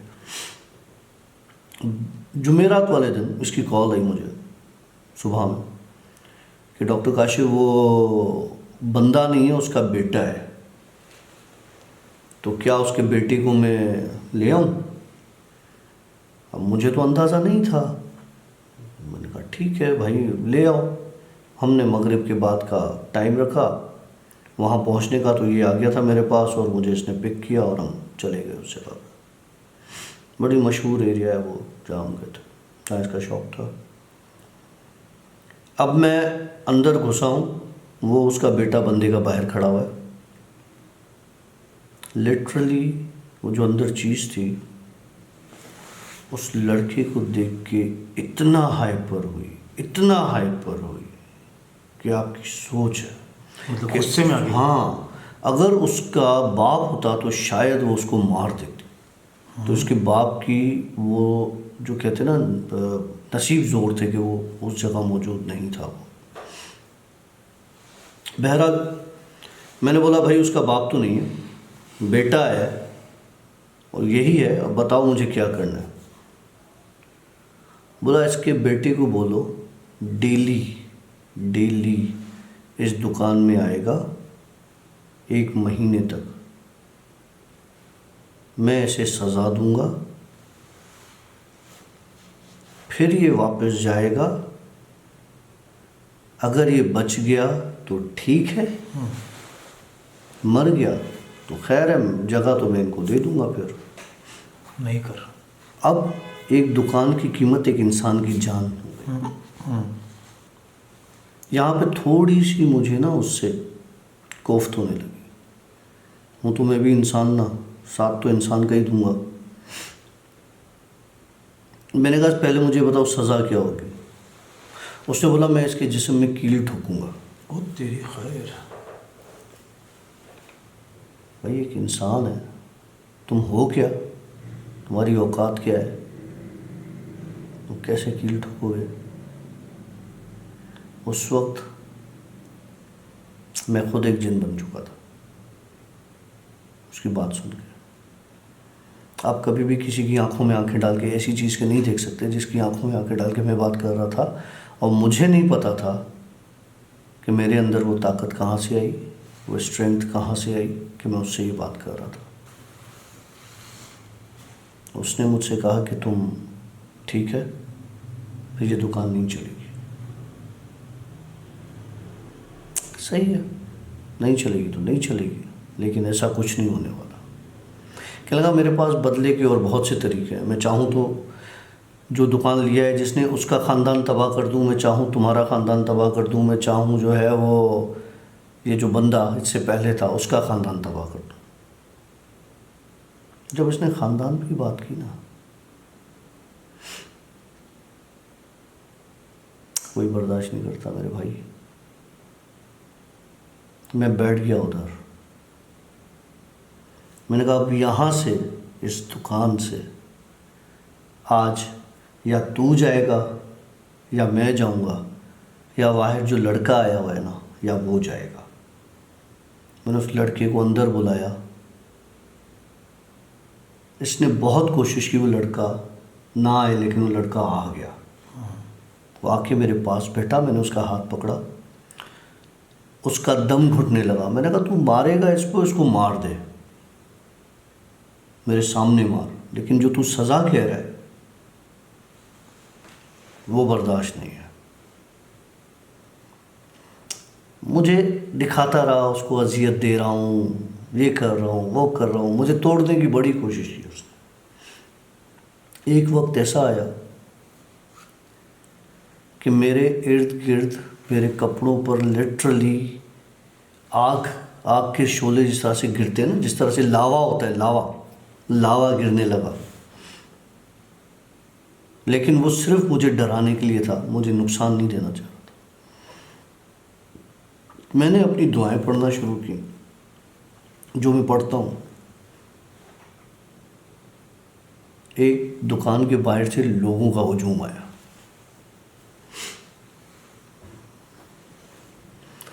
मैंने कहा यार शुक्र है कि और लोग भी आ गए, यहाँ तो हम 2 अकेले हैं। उस काले स्याह को अपने साथ नकेल डाल के, कुंडे डाल के ले गए। नकेल मतलब वो नाक नाक में में जो नोजल डालते हैं ना, लेकिन ये नकेल उस तरह की नहीं थी।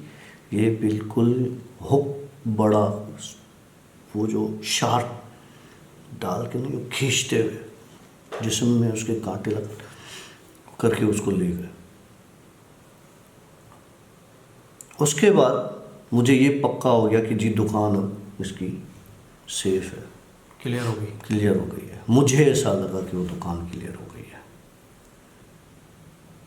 ये बड़े धोखेबाज होता है। वो जो उसको ले गए थे ना, वो इसके अपने थे। क्योंकि जब मैंने दुआएं पढ़ना शुरू की थी तो उसको बचाते हुए, बचाने के लिए इतने सारे आए और उसको ले गए। ओके। उस लड़के का बाप सऊदिया में मर गया उस रात। ओए होए होए होए। दुकान उसके बाद क्लियर हो गया। अब वहाँ पे दुकान चल रहा है। वो ये पता नहीं चला कि उसके बाप ने ऐसा क्या किया था। नहीं, कुछ ना कुछ तो किया होगा। मैं मज़े की बात बताता हूँ। आज एक बड़ा मज़े का किस्सा मुझे याद आ गया। किस्सा नहीं है, एक छोटी सी बात है। रात को अक्सर 3 बजे 4 बजे मुर्गा अजानें देता है, बड़ा अच्छा लगता है। मुर्गे की अजान सुनते, यार देख अल्लाह को याद कर, अजानें दे रहा है।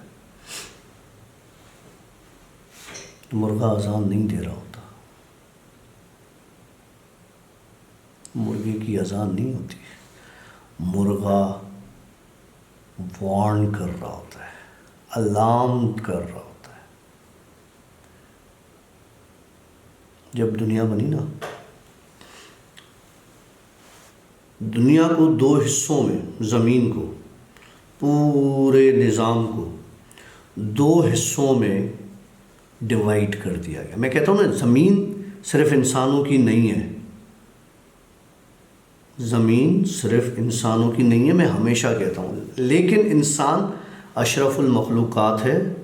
ज़मीन की आग को ठंडा इंसानों के लिए किया गया है, लेकिन ज़मीन पर कभी भी सिर्फ इंसान का हक नहीं है। ज़मीन पे हर उस मखलूक का हक है जो खुदा ने पैदा की है ज़मीन के लिए। आप उसको ज़मीन से नहीं निकाल सकते। हाँ, अल्लाह ने 2 चीज़ें बना दी, दिन और रात। दिन को मखसूस कर दिया इंसानों के लिए, रात का एक स्याह पर्दा दे दिया जिन्नात के लिए। जब सुबह होने वाली होती है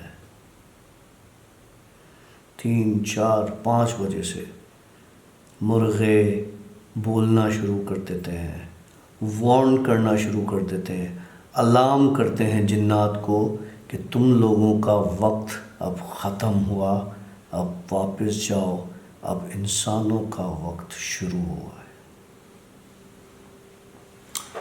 ओके, इसके साथ एक और लॉजिक भी है। लॉजिक ये है, जिस तरह इंसान दिन में भी बाहर नज़र आते हैं आपको, घूमते फिरते हंसी मजाक करते हुए, इसी तरह इंसान रात के टाइम पे भी आपको नज़र आते हैं हंसी मजाक करते हुए, काम करते हुए, किसी न किसी चीज़ में बिजी। और इसी तरह ही मतलब जिन्नात भी, जिनके लिए रात मखसूस की गई है, वो रात को भी हंसी मजाक करते हैं, खेलते हैं, कूदते हैं। और उसके बाद दिन के टाइम पर भी कुछ हमारी तरह होते हैं जो उल्टे औकात पर जाग कर और सारे काम कर रहे होते हैं। लेकिन वो जो लॉजिक है, मुर्गा है, और जब वो अजान दे रहा होता है तो वो बेसिकली उसका अजान का मकसद ये है कि तुम लोगों का वक्त ख़त्म हुआ, यूनिट ओवर।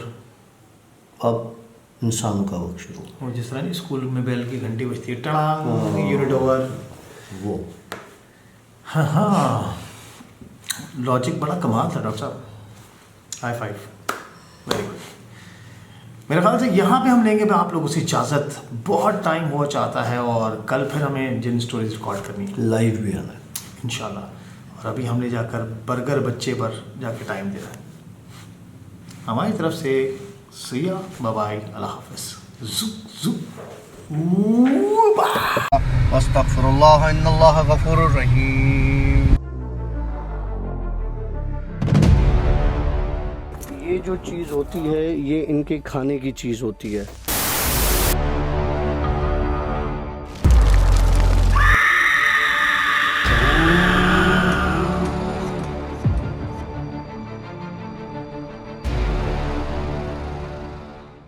रात को उस दिन इस लड़के के पास औरत आई। अस्तगफिरुल्लाह इन्नल्लाह गफूरुर रहीम।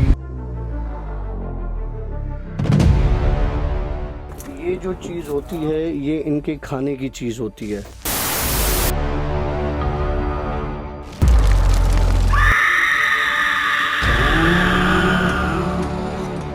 कौन हूँ मैं, कौन हूँ मुझे जानता कोई नहीं। मौजूद हूँ मैं हर जगह, पहचानता कोई नहीं। बेमिसल हूँ, बेरंग हूँ, हर रंग में मेरा रंग है। बेमिसल हूँ, बेरंग हूँ, हर रंग में मेरा रंग है। सब में समाया हूँ मगर मुझे देखता कोई नहीं। क्या बात है, बहुत खूब, बहुत ही खूबसूरत लाइंस के साथ। मैं हूँ आशी और हमारे साथ मौजूद हैं the one and only doctor Kashif. अस्सलाम वालेकुम डॉक्टर साहब, क्या लेकर आ गया सुबह सुबह, मतलब सॉरी आधी आधी रात को, ताज़ी आधी आधी रात को, आधी रात को। हाँ यार ऐसे ही कहीं से कोई चीज़ दिमाग में आ गई कि अगर इंसान अपने आप को पहचानना चाहे तो उसे सबसे पहले अपने अंदर झांक कर उसके मन में जो चोर है ना, पहले उसको मारना पड़ेगा, उसको टटोलना पड़ेगा, उसको देखना पड़ेगा। जब हमने अपने अंदर अपने मन के चोर को कंट्रोल कर लिया तो आप अपनी पूरी ज़िंदगी को कंट्रोल कर सकते हो। मतलब ये वही इखलाक वाली बात होगी, क्रोध को पालना सीख दिया। क्रोध भी उसी में एक चीज़ आती है। देखो, गुस्सा, तकब्बुर, किसी का हक खाना, किसी के साथ नाजायज़ करना, किसी के साथ ऐसी ज़बान इस्तेमाल करना जिससे वो तकलीफ़ में आए, इस तरह की बहुत सी बड़ी चीज़ें और छोटी चीज़ें, ये सब हमारे अंदर में है। कोई वली औलिया नहीं है, सब में यही है। लेकिन आपको वली औलिया का दर्जा, आपको सूफ़ी का दर्जा उस जगह पर जाकर मिलता है जहां आप इन सारी चीज़ों पर कंट्रोल कर लेते हो। एक इंसान के लिए बहुत मुश्किल है कि वो अपने जज्बात पर कंट्रोल करे, अपने एहसासात पर कंट्रोल करे। इसीलिए तो वो इंसान है, उसे नफ्स अता कर दी गई है। आप खुशी में हंसते भी हो, गम में रोते भी हो, आप गलत बात पे गुस्सा भी करते हो, ये सारे इमोशंस, फीलिंग्स सब हम में आती हैं। लेकिन सोचें, अगर हम इन सब चीज़ों को कंट्रोल कर लें, अपने हाथ में रख लें, गुस्सा आए तो फ़र्क ना पड़े। आज हमारी यही एक बात दोपहर में चल रही थी। यस, गुस्सा आए चिल रहो, दुख हो चिल रहो, खुशी आए चिल रहो। क्यों? क्योंकि मज़हब भी यही सिखाता है, स्ट्रेट लाइन में रहो, दरमियाना रवि होगी तो ज़िंदगी आपकी बड़ी पुरसकून गुजरेगी। जहाँ पर एक्सट्रीम पर चीज़ें चली जाती हैं उसका अंजाम बहुत गलत होता है, और मेरी अगली कहानी भी एक्सट्रीम की ही है। वेल, फिर भी हम लोग इंसान हैं, ठीक है। इंसान ख़ता का पुतला जैसे कि वर्ड जो है ना फिसल गया मेरे मुंह से। तो काशिफ को तो मैंने देखा है पर्सनली, बड़ा काम रहता है, हर सिचुएशन में इसको देखा बड़ा ठंडा रहता है। लेकिन मैं थोड़ा सा गर्म तबीयत का आदमी हूँ और फिर मैं थोड़ा सा फट भी पड़ता हूँ। तो मैं समझता भी हूँ कि गलत हो जाता है और फिर उसको सुधारने के लिए फिर कुछ चीज़ें करनी पड़ती हैं, लेकिन फिर भी होता है। मैं आशी को आज यही समझा रहा था कि यार आशी, क्रोध को पालना सीख। कातिया तो मुझे गुस्सा नहीं आता, बिल्कुल नहीं आता। हाँ, लेकिन जब आता है तो 5 मिनट के लिए आता है। उसके बाद अगर अगले की गलती होती है तो गुस्सा मुझे आ रहा होता है और मैं गुस्सा कर बैठता हूँ, फिर भी मैं उसको बुला के बोलता हूँ यार सॉरी, चल मैंने तुझ पर गुस्सा कर दिया। तो अल्हम्दुलिल्लाह गुस्से पर तो मुझे बहुत कंट्रोल है। और भी फीलिंग्स हैं, इमोशंस हैं जिस पर मुझे कंट्रोल है। इसका मतलब ये हरगिज़ नहीं कि मैं वली हो लिया हूँ। इसका मतलब ये भी हो सकता है कि मैं डेविल भी हो सकता हूँ, कि हर चीज़ मेरे कंट्रोल में है। और तस्वीर का दूसरा पहलू भी मौजूद है। सर, स्टोरी शुरुआत करें। एक्सट्रीम, आप जब किसी हद से तजावज़ कर जाओ, अल्लाह ने ही मुकर्रर की ये हद है हर चीज़ के लिए। जब आप किसी हद से तजावज़ कर जाते हो, बज़ाहिर आपको लगता है कि वो चीज़ें आपके फ़ायदे में जा रही होती हैं, लेकिन अगर आप उसका दूसरा पहलू देखोगे तो वो आपको नुकसान दे रही होती है। किसी चीज़ को हासिल करने की ज़िद जो अल्लाह ने आपके लिए लिखी ही नहीं, ज़बरदस्ती हासिल करने की ज़िद, अल्लाह से ज़िद, तो वह नौज़ुबिल्लाह, ये काम आगे जाके बहुत ख़राब हो जाता है, बहुत काम ख़राब हो जाता है। एक लड़का था, उस लड़के को एक लड़की बहुत पसंद थी, बेहद पसंद थी। रिश्तेदार थे, आपस में होता है, कज़न मैरिजेस भी होती हैं, कज़न्स में प्यार भी होता है, अफेयर भी चल जाते हैं, अंडरस्टैंडिंग भी बहुत ज़्यादा होती है, दोस्तियाँ भी बहुत होती हैं। उस लड़की का वो जो बंदा था, वो उसको एक लड़की पसंद थी, उसकी अपनी कज़न। यहाँ पे चल रहा था लव ट्रायंगल। उस लड़की को, मतलब इसकी कज़न को, कोई और पसंद था। हम इंसान है ना, हम बहुत गलीज़ हैं। हमारे अंदर में, हमारे दिमाग में क्या चल रहा होता है, क्या पक रहा होता है, आप सोच भी नहीं सकते, आपकी सोच से बाहर है। खैर, उसने अपनी कज़न को 2-4 बार ऑफ़र की, बहुत अच्छा लड़का था, ख्याल भी रखता था, लेकिन जब पॉजिटिव एनर्जी पर नेगेटिव एनर्जी हावी होना शुरू होती है ना, तो बहुत बुरी तरीके से होती है, बहुत बुरा असर होता है उसका। जब मुसलसल उसके इसरार करने पर उस लड़की ने उसको मना कर दिया कि मैं ऐसा कुछ नहीं सोचती आपके लिए, तो फिर उसने दूसरा रास्ता इख्तियार किया। ओके। उसने कहा मुझे हासिल तो करनी है, चाहे किसी भी कीमत पर हो। जो मैं आपको दूसरी स्टोरी बता रहा हूँ, एक इसी तरह की मैं आपको पहले बता चुका हूँ। तो उसने क्या किया, किसी आमिल से जाके मशवरा किया कि जी मुझे ये करना है। आमिल ने बोला ठीक है, तुम्हारा काम हो जाएगा, ये इतने पैसे हैं, ये कर लो, और ये फ़लानी चीज़ की। उस आमिल की बात सुनना, काली बिल्ली, 7 काली बिल्लियाँ, उनकी खोपड़ी लेकर आओ। कितनी? 7 काली बिल्लियों की खोपड़ी लेकर आओ, हेड लेकर आओ, उसका सर, स्कल। कहने लगा कि मैं तो इश्क में बहुत पागल हो चुका था, मुझे सही गलत सूझ नहीं रहा था। मैंने 10-15 दिन लगा के काली बिल्लियाँ हाथ की, उनके गले काटे, फिर उनके सर जो है वो मैं उस जादूगर के पास ले गया। जादूगर ने वो सर अपने पास रखे और उसे कहा कि मेरे पास तुम 2 दिन के बाद आ जाना। ये 2 दिन के बाद जनाब पहुंच गया उस आमिल के पास। आमिल ने उसे उन 7 जो सर कटे हुए थे उसका चूरा करके कोई पाउडर नुमा चीज़ बना के दी। उस पर कुछ पड़ा होगा। वो बोला कि ये किसी भी खाने की चीज़ में मिला के, मिठाई में या सालन में या किसी भी चीज़ में मिला के ये अपनी बंदी को खिला देना। या मैं कह रहा इंसान बहुत गलीज़ है। इसके दिमाग पे भाई भूत सवार था इश्क का। ये गया, इसने बाहर से कुछ लिया, उसमें मिक्स किया, जाके उसको लड़की को खिला दिया।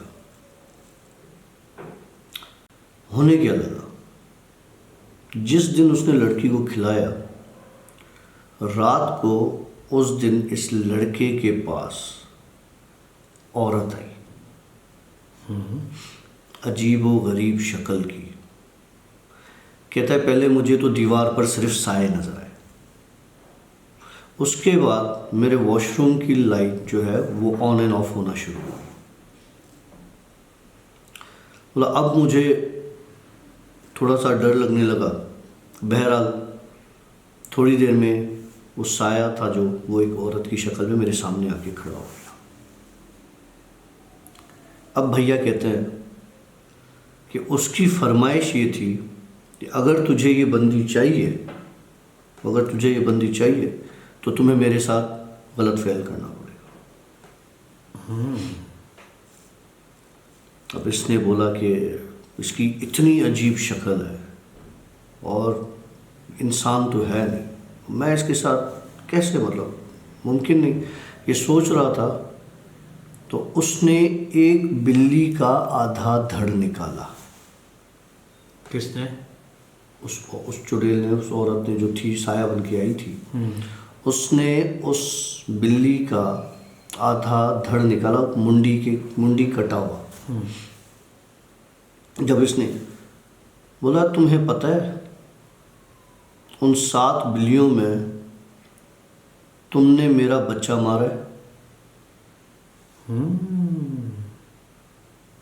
अब जब उसने ये बात की तो ये तो दंग रह गया कि मुझे तो नहीं पता, मैंने तो बिल्लियां पकड़, और सबसे बड़ी बात जिस आमिल को दी, आमिल को पता चलना चाहिए था कि ये क्या चीज़ है। खैर इसने क्या किया, वो जो औरत सामने आके खड़ी हो गई थी, उसने उससे पूछा मुझे बता कि तुझे कौन पसंद है, मैं उस शक्ल में तुम्हारे पास आना चाहती हूँ। तो इसने बोला कि मुझे मेरी कज़न बहुत पसंद है। वो उसकी कज़न के शक्ल में ट्रांसफॉर्म होके वो उसके सामने आके खड़ी हो गई। अब जनाब इनकी आपस में जो भी थी वो चीज़ हो गई और वो चली गई। सुबह से इस बंदे को यूरिन में ब्लड आने लगा, यूरिन में इसके ब्लड आने लगा। ये भागा हॉस्पिटल, डॉक्टर्स ने मेडिसिन वगैरह दी, आराम नहीं आया। 1 दिन खाई, 2 दिन खाई, हाँ इसकी अब हालत ख़राब होती रही। वो औरत दोबारा आई, कहने लगी कि अब तुम मुझसे नहीं बच सकते, अब तुमने एक बार जो कर लिया तुम्हें सारी ज़िंदगी करना पड़ेगा, क्योंकि तुम्हारी सज़ा यही है। अल्लाह अकबर। और तुम ज़िंदगी में कभी किसी के बन ही नहीं सकते। अब जब ये बातें हुई तो इसको डर हो गया। ये भागा आमिल के पास, आमिल मर चुका था। ओए होए होए। ये औरत उसको पहले ही मार चुकी थी। अब इसने सोचा कि अब किसी और के पास जाता हूँ, मुझे अपना इलाज तो करवाना है, ये तो बहुत मसला हो गया। अब ये जिसके पास जाए उसको मना कर दे, भाई हम नहीं कर सकते, हम नहीं कर सकते, हम नहीं कर सकते। एक अल्लाह वाला कोई मिल गया होगा इसको कहीं से, उसने इसको कहा कि तू उस लड़की के पास जा, उसको बोल, उसको सच बता कि तूने किया क्या है, उसके बाद मुमकिन है कि तेरी ये जान छूट जाए। और उसने कुछ उसको पढ़ने के लिए चीज़ें दे दी। अब इसको जान छुड़वानी थी। अब मसला ये था कि अब जिस लड़की से ये प्यार करता है उसको कैसे बताए कि मैंने तुम पे जादू करवाया, वो भी काला जादू करवाया, और मैंने तुम्हें खाने पीने के लिए ये चीज़ें दे दी। मतलब लड़की तो सारी ज़िंदगी हाथ से गई, तो फिर कभी इसकी बात पे यकीन नहीं करेगी। ठीक हो गया।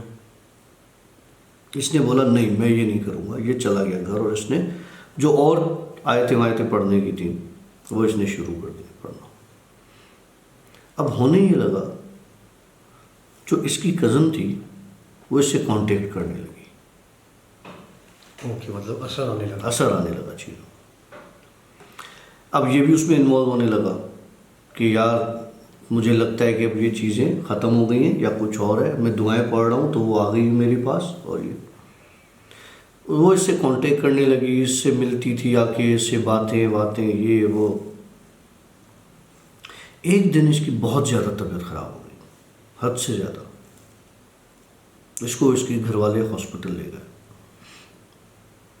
जब हॉस्पिटल ले गए तो वहाँ पर सब देखने वेखने आते हैं, तो इसकी वो कज़न भी आ गई। इसने, क्योंकि ये इतना क्लोज हो चुके थे, तो इसको कोई उस चीज़ में कोई ऐब नहीं महसूस हो रहा था या कुछ भी, कि सबके सामने या अकेले में हाथ पकड़ लिया उसका या उसको हक कर लिया, कुछ भी।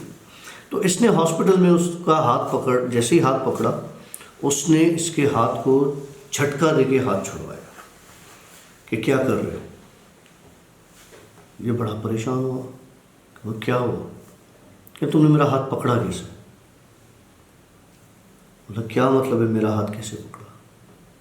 हम मिलते रहते हैं, हम इतने फ्रैंक हैं, इतना क्लोज हैं, अब तुम मुझे आज जब मैं बीमार पड़ा हूँ मुझे कह रही हो कि मेरा हाथ क्यों पकड़ा। कहने लगी कि मैं ज़िंदगी में कभी इस तरह से तुमसे मिलने नहीं आई। मैंने कभी तुमसे इस तरह की कोई बात नहीं की, ना ही कोई कांटेक्ट किया। यही बात जब वो कर रही थी तो वो औरत उसके पैरों के पास खड़ी थी और हंस रही थी, जो कि इस लड़के को नज़र आ रहा था कि ये इसकी कज़न सच कह रही है और ये औरत हंस रही है। यही रूप बदल के मेरे पास आती रही और यही मुझसे कम्युनिकेट करती रही। बहरहाल ये इसकी कज़न यूँ निकल गए, चले गए। औरत इसके पास आई, कहने लगी मुझे ये बताओ कि अब तुम्हें क्या करना है, अब मैं तुम्हें किसी और का होने नहीं दूँगी। तो इसने बोला कि मेरी जान छोड़ो, बख्शो मुझे, मतलब मुझे बता दो मैं क्या करूँ। उस औरत ने बोला अपनी गर्दन उड़ा दो, जिस तरह तुमने मेरा बच्चा मारा है। कौन कैसे उड़ाता है किसी की गर्दन। ये रोना धोना शुरू कर दिया इसने, तो इसका वास्ता, उसका वास्ता, हज़रत सुलेमान का वास्ता, इसका। उसने बोला तुमने कत्ल किया है, उसकी सज़ा आमिल को मैंने दे दी, अब तुम्हें दूंगी। इसने बोला मुझ पे रहम करके कुछ भी बोल दो, लेकिन ये मैं मर जाऊंगा मैं फिर। उसने बोला अपने पैरों की 10 उंगलियां 10 काट लो। अब 10 उंगलियां पाँव की, दोनों पैरों की, कैसे कोई काट सकता है। इसने उसको मना कर दिया, तो मैं ऐसा नहीं करूँगा। औरत चली गई। ठीक है, ये बेहतर हो के घर पहुंचा तो क्या देखता है कि वो औरत उसकी बहन के साथ बैठी हुई है और बिल्कुल उसके बहन के जैसी। अब इसको स्ट्रेस आना शुरू हो गया, क्योंकि वो जो चीज़ें वो कर चुका है वो उसके दिमाग में आ रही हैं। इसने बोला नहीं, ये मामला सही नहीं है, ऐसा नहीं हो सकता। फिर वो हंसना शुरू कर दिया उसने। किसने? वो जो औरत थी। अच्छा, दिखाई सिर्फ इसको दे रही है और किसी को दिखाई ना सुनाई कुछ नहीं। ये किचन में गया, इसने अपने ऊपर तेल छिड़क के आग लगा दी।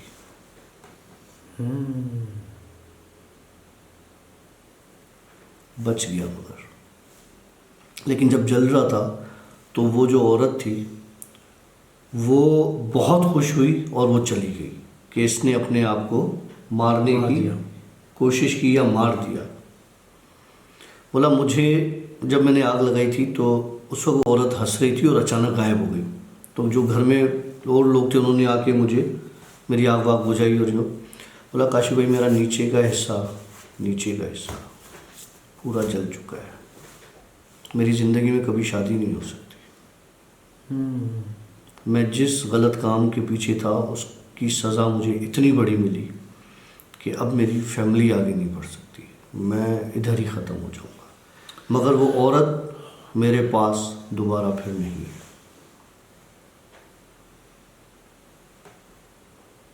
अब आए या ना आए बाकी बचा ही गया।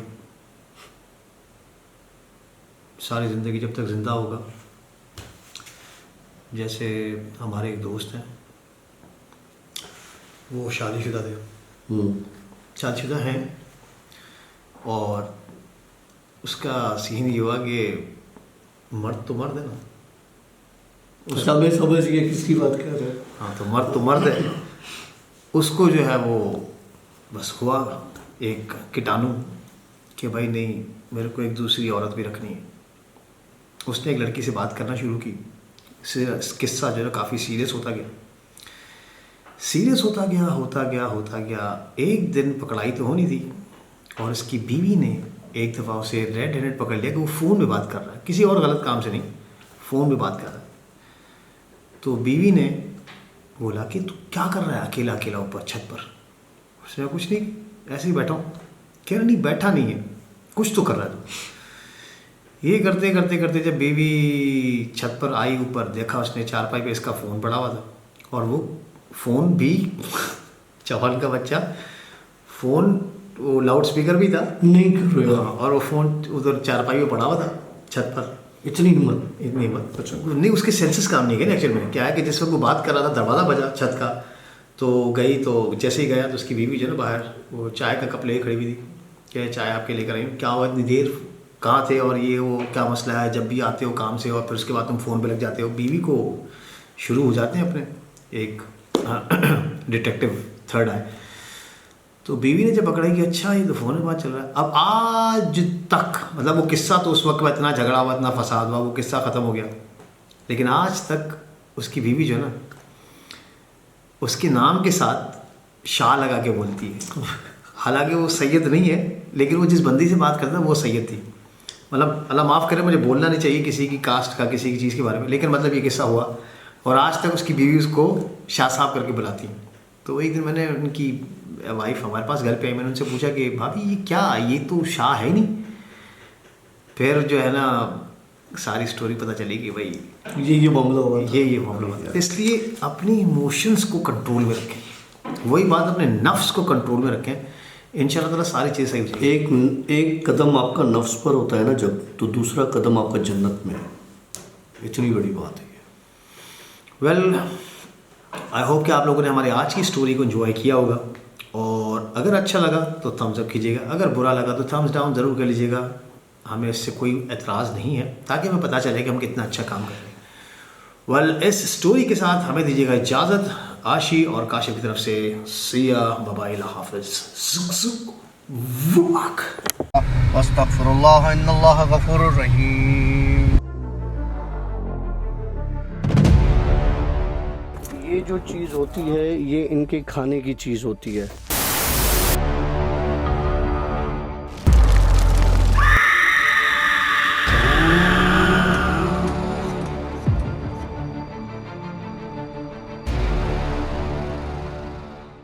माँ जलकर मर गई। कैसे? अस्तगफिरुल्लाह इन्नल्लाह गफूरुर रहीम।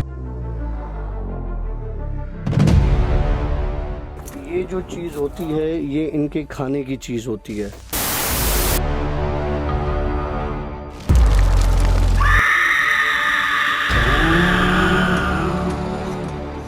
Alright friends, अस्सलामुअलैकुम, welcome to another The Bhoot Show। और The Bhoot Show की एक और ख़तरनाक स्टोरी के साथ मैं हूँ आशी, और हमारे साथ मौजूद हैं डॉक्टर काशिफ। अस्सलाम वालेकुम। वालेकुम अस्सलाम। सर तबीयत ठीक है? अल्हम्दुलिल्लाह। सारा दिन काम करने के बाद मैं तो इस सिचुएशन में आ गया हूँ कि मैं मुँह भी नहीं धोता हूँ, और डायरेक्ट आके स्टूडियो बैठता हूँ। ये देखें ऑयली सारा मुँह पे हो रहा है, बड़ा गंदा मीला से चल रहा हूँ। खून पसीने की कमाई। डॉक्टर साहब क्या स्टोरी सुनाने जा रहे हो? मुझे पता है कि आपकी हर स्टोरी में स्टोरी तो होती है, लेकिन साथ में कमाल मैसेज होता है, और मैं आखिर तक उस मैसेज का वेट कर रहा होता हूँ कि आखिर आज की स्टोरी में क्या मैसेज होगा। लास्ट स्टोरी का मैसेज बहुत अच्छा था, बहुत कमाल था, बहुत जो आपके लिए है नहीं उसके पीछे भागो नहीं। अपने जो अल्लाह ताला ने लिखा हुआ है आपके हक में वो ही होगा और वो ही बेहतर प्लानिंग करने वाला है, बेशक। जी डॉक्टर साहब। मट्टी, बारिश का पानी और पानी, मैंने बताया था कि ये जिन्नात को इन 3 चीज़ों से मौत आती है। मट्टी थी, एक बारिश का पानी था और और एक पानी। पानी। ओके। तुम्हारा रॉक्सन और सेक्सन आज पागल हुए पड़ा है। मस्ती में फुल। है ना? Let them enjoy. बारिशें बड़ी खूबसूरत होती हैं। एक मिनट, सॉरी, रॉक्सन और केंजो। भाई को कमेंट याद आ गया, किसी ने कमेंट किया था रॉक्सन और सेक्सन। अच्छा हाँ, फिर यार नाम भी भूल गया। अरे अच्छा जी, चलिए। तो बारिश जो होती है वो कभी कभी बहुत खूबसूरत मंजर पेश करती है, जो हमारे दिल को बहुत अच्छी लग रही होती है। और स्पेशली उन लोगों के लिए जिनके पास बारिशें होती ही होती नहीं। नहीं है। लेकिन अगर आप बाहर के मुल्क में जाएंगे जहाँ पे सारा दिन बारिश होती है तो वो सूरज की धूप के लिए तरसते हैं, मतलब सूरज की किरणों के लिए। जी सॉरी। लेकिन बारिशें जब अजियत बनना शुरू हो जाए, जब रहमत की जगह वो जहमत बन जाए, रहमत की बजाय जब वो कहर बन के टूटे, तो वो बारिश नहीं होती, फिर वो खुदा का अज़ाब होता है। हम बहुत गलतियां करते हैं ज़िंदगी में, कुछ जानबूझ के करते हैं, कुछ अनजाने में हो जाती हैं। जानबूझ के जो गलतियां करते हैं या जो गुनाह करते हैं, वो हमें पता होता है कि हमारे हाथ में है, हम उसे रोक सकते हैं, मगर हम रोकते नहीं उसको, हम उसको करते जाते हैं। बाज़ हमसे अनजाने में हो जाती हैं, लेकिन जब हमें उस गलती के होने का एहसास होता है तो उस वक्त वो गलती कर चुके होते हैं और उस गलती को दोबारा करने की सोच भी रहे होते हैं, अगर वो गलती ऐसी अच्छी है तो।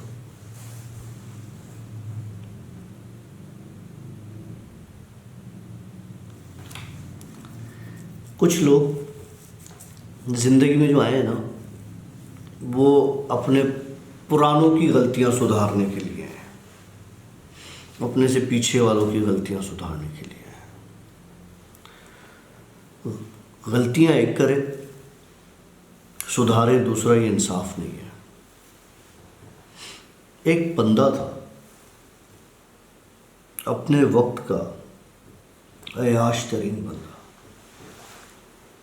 जिसे शाम के वक्त शराब, औरतें, नाच गाना, वे सारी चीज़ें उसकी आदत में शामिल थी, उसकी गुनाहों में शामिल थी, उसकी गलतियों में शामिल थी। उसे बहुत समझाते थे लोग कि इस काम को छोड़ दो, ये सही नहीं है, ये सही नहीं है, ये सही नहीं है। लोग समझा समझा के थक गए और ये सुनते सुनते मर गया। अब जिसके साथ इसने नाजायज़ी की थी, उसकी बद्दुआएं कहीं ना कहीं तो पीछे होंगी ना, जो ख़ानदान पर असर डालती हैं। इसका बेटा था 13 साल का। उस बेटे के साथ अब कुछ होने लगा इसके मरने के बाद। अक्सर रात को इसका बेटा, अगर सर्दियाँ होती थी, सर्दी है, तो ठंडे चिल पानी से नहाता था कि मेरे जिस्म में आग लगी हुई है, आग।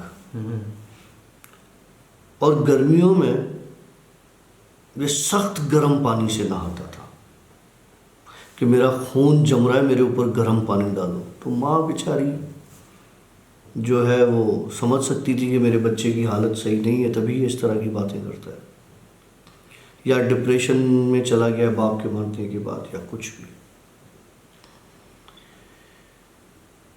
इसके बाप की कब्र पर, उसके बाप की कब्र पर 2 चीज़ें आके बैठती थी। वो क्या करती थी? रोज़ रात को उसके बाप की कब्र से उठ के इसके घर जाती थी और इसके बेटे को तंग करती थी, परेशान करती थी। कभी दीवारों पे कुछ लिखा हुआ नज़र आता था, कभी सोते में इसके कंबल खींच लिया, कभी इसके जो है वो थप्पड़ मार दी। मतलब इस तरह से छोटे छोटे इंसिडेंट इसको होना शुरू हुए। ये बड़ा परेशान होता, माँ को बताया, माँ ने मौलवी साहब से बात की, इधर उधर दम वम करवाया, बोला कुछ नहीं होगा। जिस दिन दम करवा के आया उस दिन ये बुरी तरीके से पसेस्ड हो गया। अब इसके ऊपर एक बहुत ही गंदी और स्ट्रॉन्ग चीज़ का साया आ गया जो इसको कंट्रोल करती थी। अक्सर जिस वक्त इसका बाप जिस वक्त से बुरे फेल शुरू करता था, शाम से या रात से, उस वक्त से जब तक इसके बाप को नशा रहता था उन चीज़ों का, उस वक्त तक इसकी तबीयत ख़राब रहती थी। अल्लाह अकबर। और तबीयत ख़राब क्या रहती थी? हाथ पांव मुड़ जाते थे, गर्दन अकड़ जाती थी, दांत ज़बान बाहर होती थी और दांत उसे बाइट कर रहे होते थे। मेडिकल टर्म में से फिट्स भी कहा जाता है, एपिलेप्सी भी कही जाती है। तो अगर मैं बीइंग अ डॉक्टर इस पर सोचूं तो वो एपिलेप्सी भी हो सकती है, तो फिट्स भी हो सकता है। लेकिन यहाँ मामला कुछ और है। यहाँ मामला ये है कि इसके ऊपर किसी एक ऐसे जिन का असर था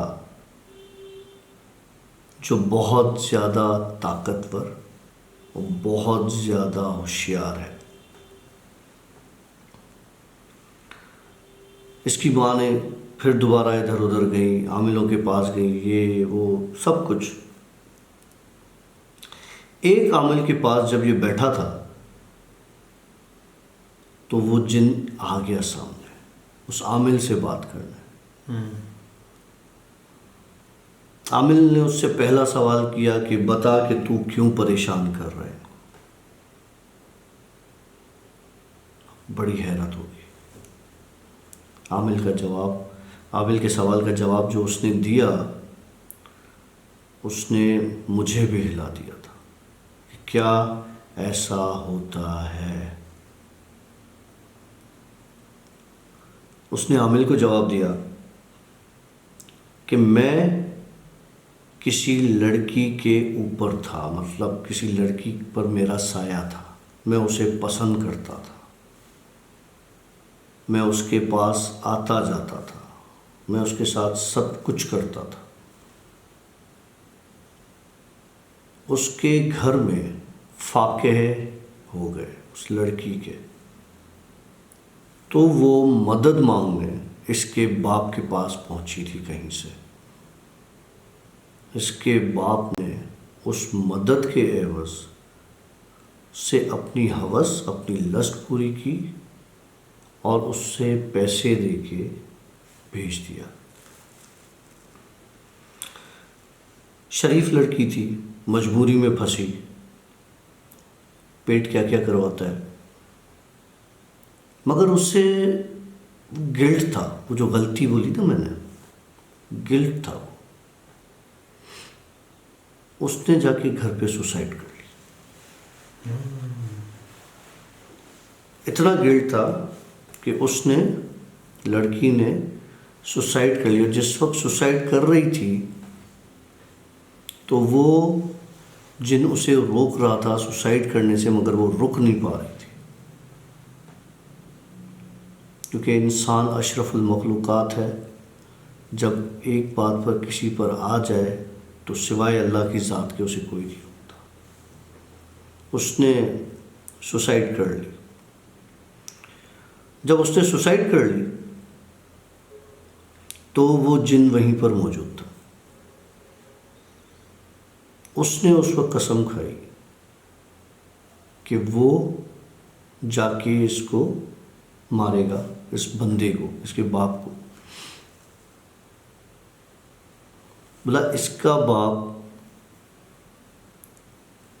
मेरी बंदी के साथ, मतलब जिस पर मैं आशिक हूँ ना, जिस पर मेरा दिल आया हुआ है, उसके साथ ज़बरदस्ती करेगा और फिर वो अपने आप को मार देगी, तो मैं तो नहीं छोड़ूंगा। मैंने इसके बाप को भी मार दिया। जब आपको मार चुका था। बाप को मार दिया उसने। बाप मैंने बताया ना मर चुका था। हाँ, लेकिन इसी नहीं मारा। इसी नहीं मारा।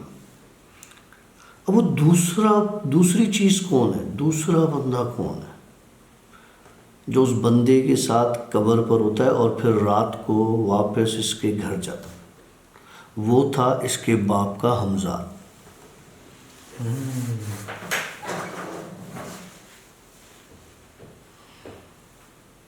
अब क्या किया जाए, कैसे इस बंदे की जान छुड़ाई जाए? आमिल ने कहा कि आप ये चीज़ें हैं, ये ले जाओ और इस लड़के को रोज़ पिलाओ अपने। और एक दो तावीज़ दिया, वो बांध दिया उन्होंने अपने गले में, बाजू में। लड़के की तबीयत कुछ बेहतर हो गई, चीज़ें नहीं होने लगी। एक दिन वो लड़का, उम्र उसकी इतनी नहीं थी, 13 साल की होगी या 14 साल की होगी, उसके बाजुओं में आर पार सुराख हुए हुए थे और जिसमें से ब्लीड कर रहा था। जब सुबह को उठा, तो ये रात की कहानी है, और सुबह में उठा तो बेड पर भी ब्लड था और बाकायदा ब्लीडिंग हुई है। लेकिन ये लड़का मरा क्यों नहीं जब इतनी हेवी ब्लीडिंग उसको हो चुकी थी? तो क्योंकि वो चाह रहा था कि इसको आहिस्ता आहिस्ता आहिस्ता आहिस्ता मार दे। तड़पा तड़पा के मारना। लड़के की उम्र कितनी बताई? 13 साल। 13 साल के बच्चे के साथ वो इतनी एक्सट्रीम पर जाके कुछ कर ले। खैर, दिन गुजरते गए, बच्चे की तबीयत बिगड़ती गई, बिगड़ती गई, बिगड़ती गई। एक इनको शख्स मिला, उसने इस बच्चे की हालत देखी और इसकी माँ से कहा कि मेरी बहन, मुझे लगता है कि आपका बच्चा कुछ दिनों का मेहमान है और हमें जो है वो इसका कुछ ना कुछ करना चाहिए। तो आपने किसी को दिखाया है? तो उसकी माँ ने बोला, मैं हर जगह दिखा चुकी हूँ, पैसे खर्च किए हैं, धक्के खाए हैं, ये किया वो किया, कहीं से मगर कोई काम हो नहीं रहा।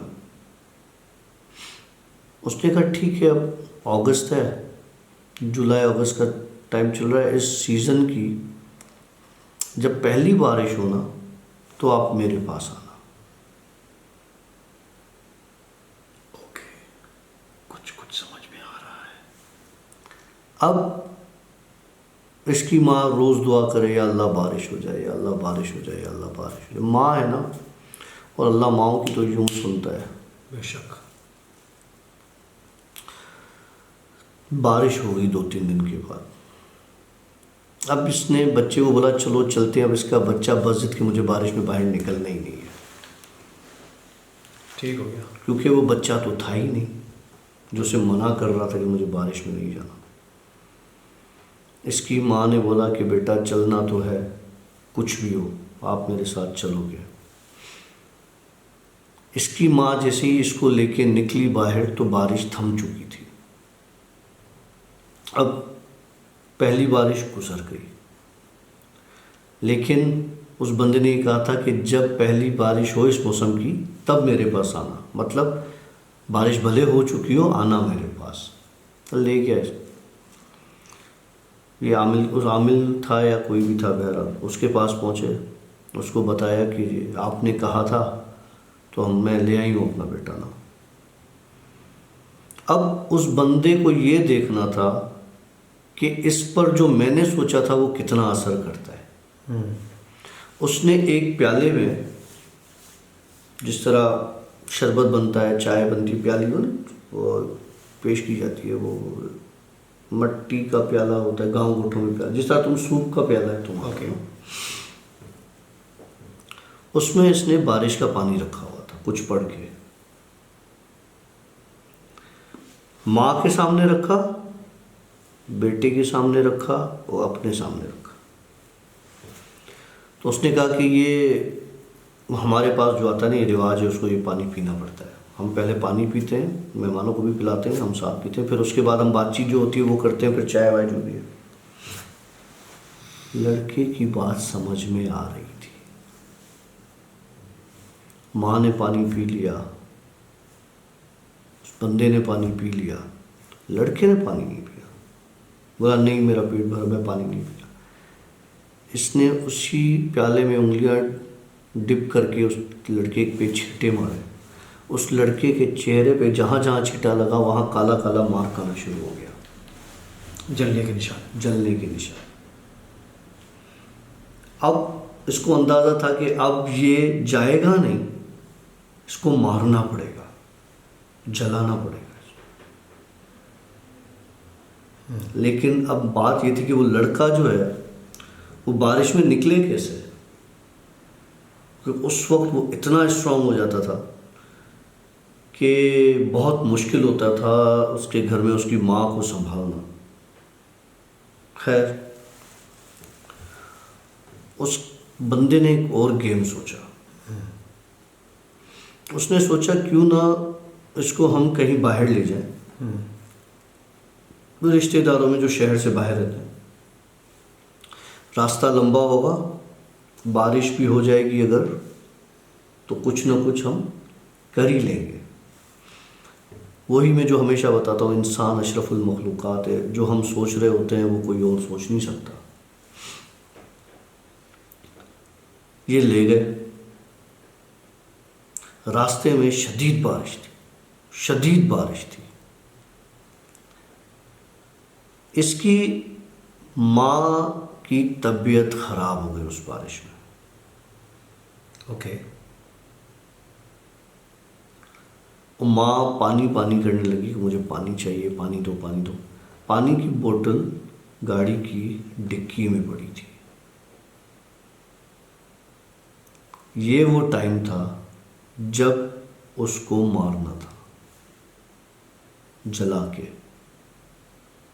उस बंदे ने क्या किया, इसको बोला कि तू बाहर निकल, पानी डिक्की से ले आ जाके। बारिश हो रही थी। इसने मना कर दिया, मैं नहीं जाऊंगा, मैं पानी में बाहर नहीं जाऊंगा। बोला तेरी माँ की तबीयत ख़राब हो रही है, तू जा। बोला नहीं मैं नहीं जाऊंगा। इसने बोला ठीक है नहीं जाओ। ये उतरा और उस बारिश में ये बंदा जाके कहीं झाड़ियों में किसी दरख्त के साए में खड़ा हो गया, छुप गया। अब अंदर उस लड़के की माँ की तबीयत बहुत ख़राब हो रही है, और जो पानी लेने गया था वो वापस नहीं आया। माँ अपने बेटे को कह रही है कि जाओ पानी ले आओ, मेरी तबीयत बहुत ख़राब हो रही है, मुझे पानी चाहिए। तो वो लड़के की सेहत पे कोई फ़र्क नहीं पड़ रहा था, क्योंकि उसे पता था कि वो बाहर निकलेगा तो वो जल जाएगा। अब इसकी माँ ने देखा कि मैं अपने बेटे के लिए इतना कुछ कर रही हूँ और ये मुझे पानी तक नहीं पिला रहा। इसकी माँ ने कहा कि देख बेटा, मुझे लगता है मेरा आखिरी टाइम आ गया है, मुझे 2 घूंट पानी ला के दे दे, मैं तुझे दुआ करूँगी, मुझे सिर्फ थोड़ा सा पानी ला कर दे दो। इसकी सेहत पे कोई फ़र्क नहीं पड़ा। इसकी माँ ने कहा अच्छा ठीक है, तू अगर यही चाहता है तो आ, मैं तुझे प्यार करूं, तेरे माथे पे बोसा दूं, तुझे गले लगाऊं, कि जाते जाते मुझे कम से कम ये हो कि मैं अपने बच्चे से मिल के आई हूँ। मेरे बच्चे को वो एक हसीन याद बन के सारी ज़िंदगी उसके पास रहे कि मेरी माँ ने जाते जाते भी मेरे सर पर शफ़क़त का प्यार किया, मुझे दुआ दी। माँ इसकी तरफ बढ़ी, मैं दरवाजे के साइड पर बैठा था गाड़ी के। माँ ने इसको गले लगाया और तरीके से गाड़ी का हैंडल खींच के दरवाज़ा खोल के छलांग लगा दी और साथ इसको भी ले गई बारिश के पानी में।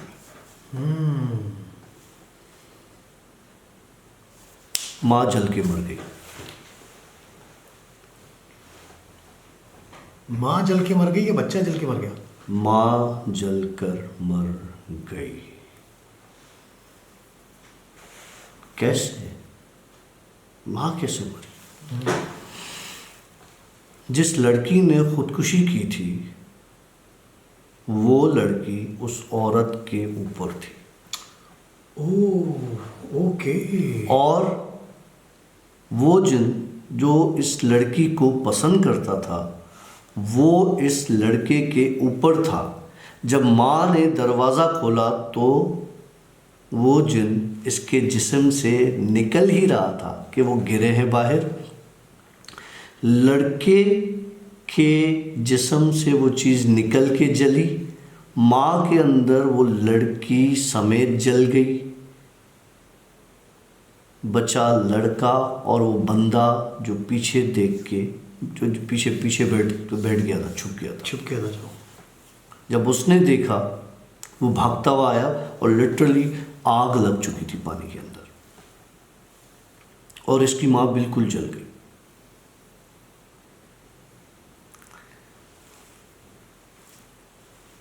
इस बंदे को ये बात किसने बताई थी कि ये पानी से जल के मरेंगे?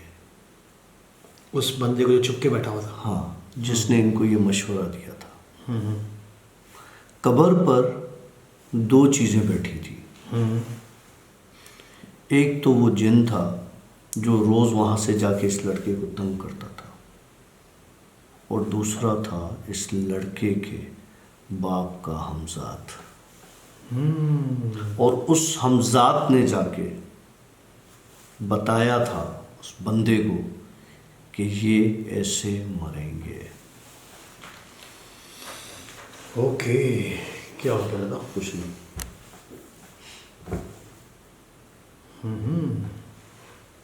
तो मतलब करे कोई और भरे कोई, उसके बाप के गुनाहों की सज़ा उसके औलाद को।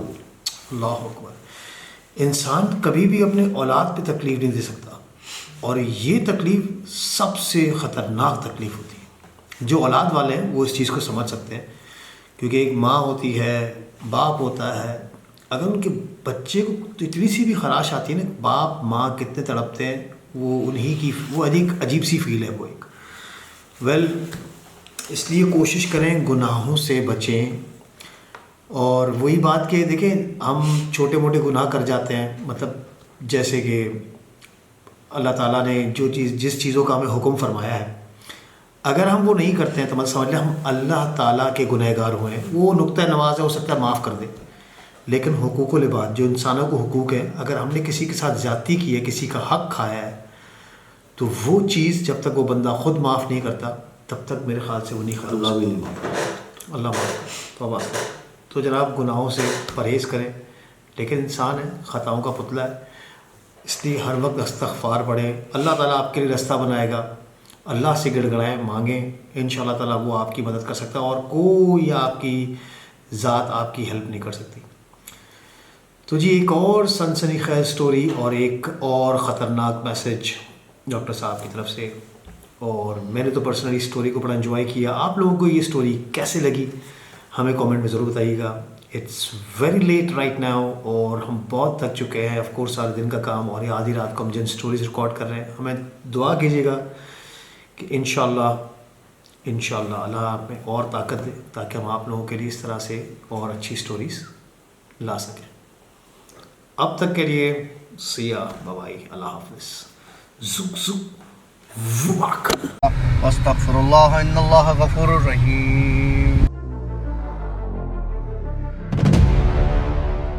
ये जो चीज़ होती है ये इनके खाने की चीज़ होती है।